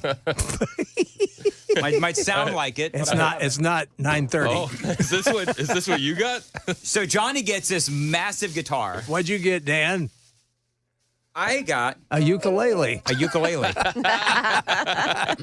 Fitting. Now the great thing is, yeah. Do you know who wants a ukulele desperately for Christmas? Who's Riker. Riker. Oh. So I kid you not. I was talking last night about, because I'm always looking for stuff to like I learned how to play chess so that I could play with Riker. He still kicks the crap out of me every time. He's actually gotten bored with it now because he beats me every time. But I learned how to play chess so that I could play with Riker. I like that. And and this also, by the way, signed by Colin Ray, our buddy Colin Ray. And talented guy. So I was thinking about learning how to play the ukulele so that Riker and I could play the ukulele together. Well, there you go. Something tells me that's out of tune. Yeah, it's out of tune. So I do you actually play a ukulele? Obviously you do, but yeah. I got a lot of learning to do. Anyway, so thank you, Dr. Mitchell. Yeah, you're not kidding. That's really nice. I love that. I've gotten a lot of musical instruments this year. I got a bass now at the house. 4-string or 5-string? I do believe it's 4-string. Okay. Yeah. Because all the big kids it's an play acoustic 5-strings. based. Oh, it's an acoustic bass, but Very you can hook it up to the amp. Hey, I wonder if anybody. Rick says Joan is a hottie. Trust me, there are a bunch of Johnny. You play guitars and stuff. Can you teach me how to play the ukulele? I don't know about the ukulele. I could teach you how to play the guitar. I don't know. There's too many strings on a guitar. There's 6. I can only handle 4. That's why I learned how to play the bass many years ago. Well, see, you learned how to play the bass. You can learn how to play the. Well, you have YouTube videos for that, Dan. The problem with me playing bass was it's all about like rhythm and that kind of a thing. Yeah. I got no rhythm. You just got no. Man, nope. You're such a white boy. Wow, Joan. Yikes. See Dan clapping in the. I can tell Joan hasn't done her mandatory training yet. No, she has not. Yeah, Joan. If we had an HR department, I'd turn you in. I'm just kidding. All right, so. Well, thank you, Dr. Mitchell. Yes, thank you, Dr. Mitchell. That is very cool. He is beyond kind, and man, Dr. Mitchell, I'm sorry, but I'm poor. I can't buy you all these great, cool gifts in return.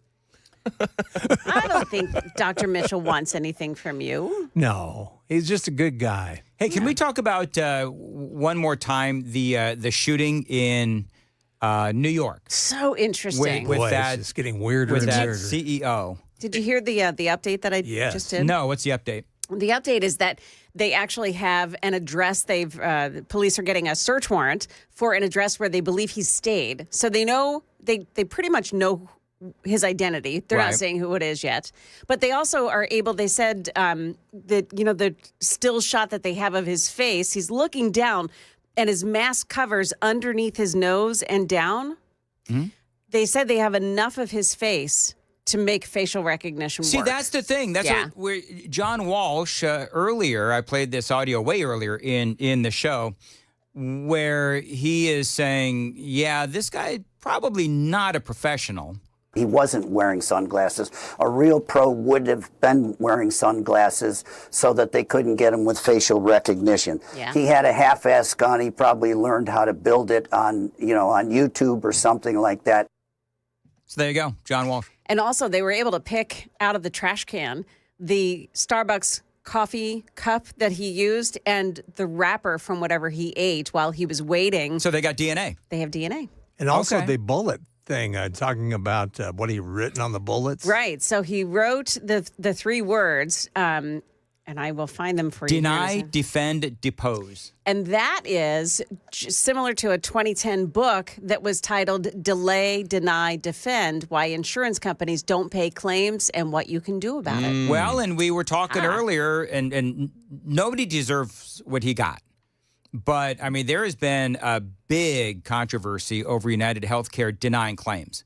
They have the most denied claims. They out have of the any most insurance denied company. claims, and there's a lawsuit where they were denying claims utilizing artificial intelligence, and that apparently is illegal. Wow. So, I mean, it's horrible what happened to the guy, but they've had protests, and you had 150, 200 people out there in front of the headquarters of United Healthcare protesting the fact that they're just denying claims. And the company, of course, denies all this, but I mean, the numbers speak for themselves. Yeah. Yep. So, and the wife says that there were some accusations, I should say some threats. And I don't know what else to say about it. So why wasn't he traveling with security?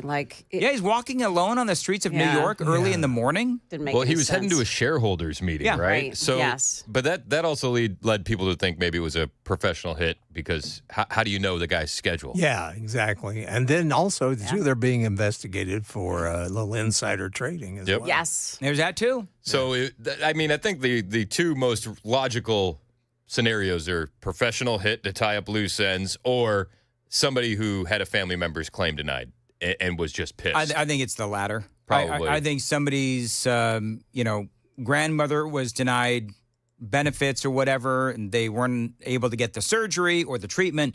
They ended up dying.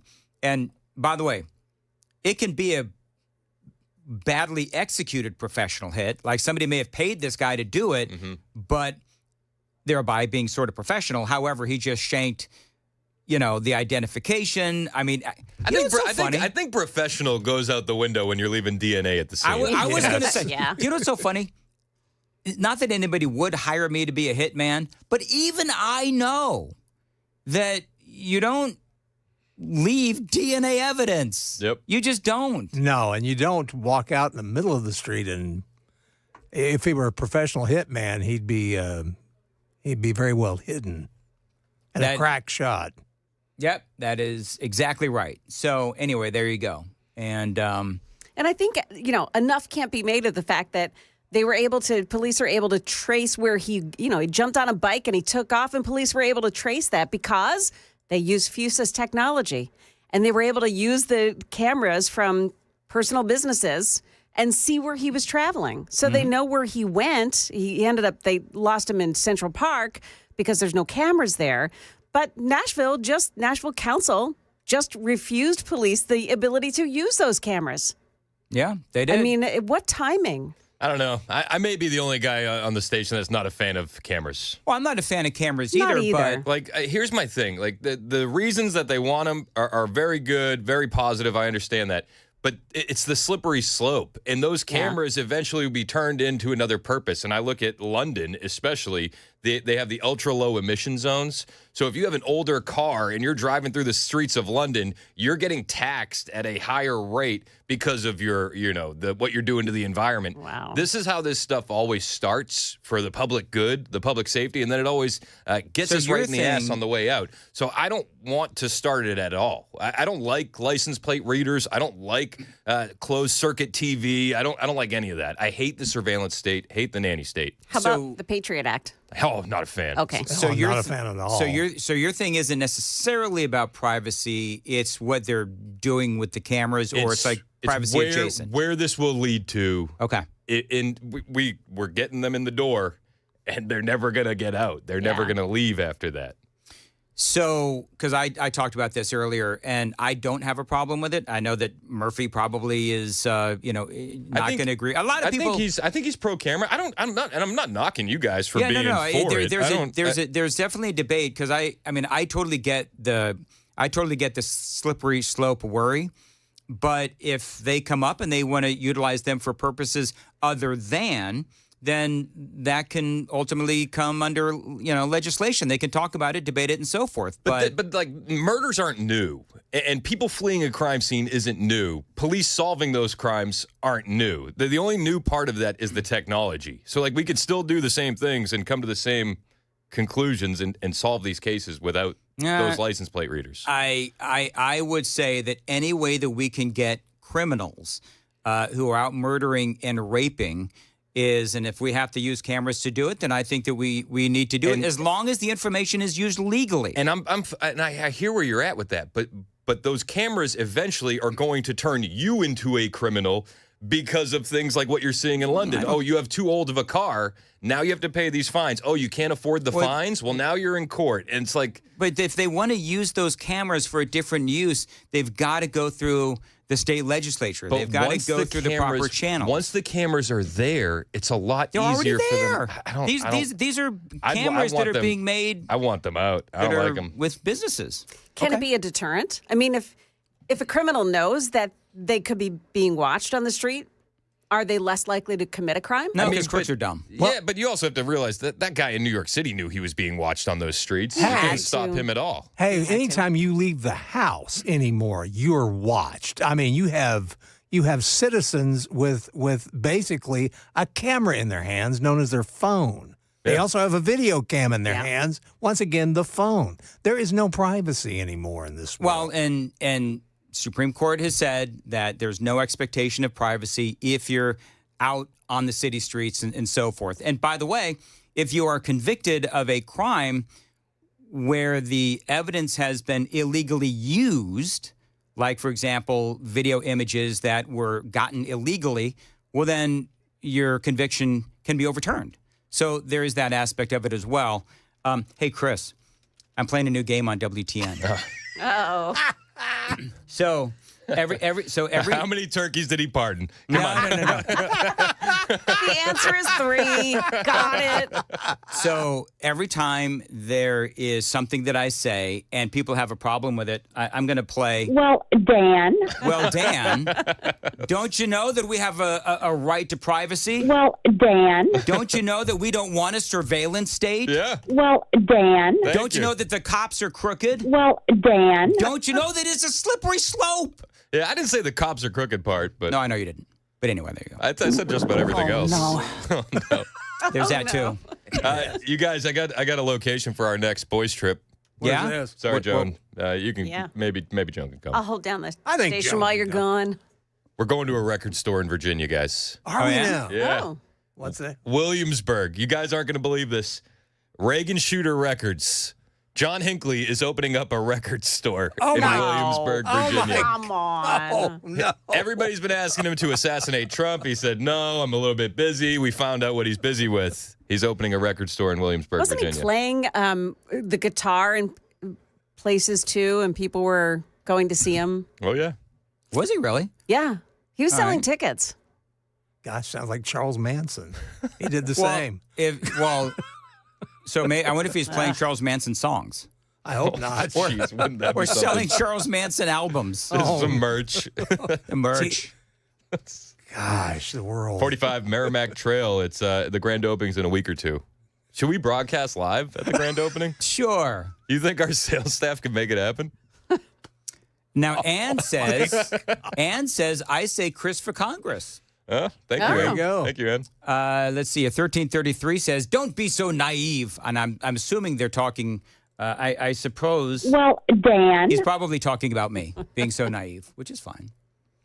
Let's see. Thanks, Chris. I was for it. Now I'm not. 0132. Ah. Hell yes, Chris preach 1744. And it's not private individuals. Private businesses can have their cameras. Private houses can have their cameras. It's about the government having access to everything. Yeah, but it's an interesting conversation because these are business owners with private cameras that are then allowing the government to have the footage. Yeah. But the government has to come, as far as I understand it, the government has to come and ask for the footage. Yeah. So, I mean, I would tell them no.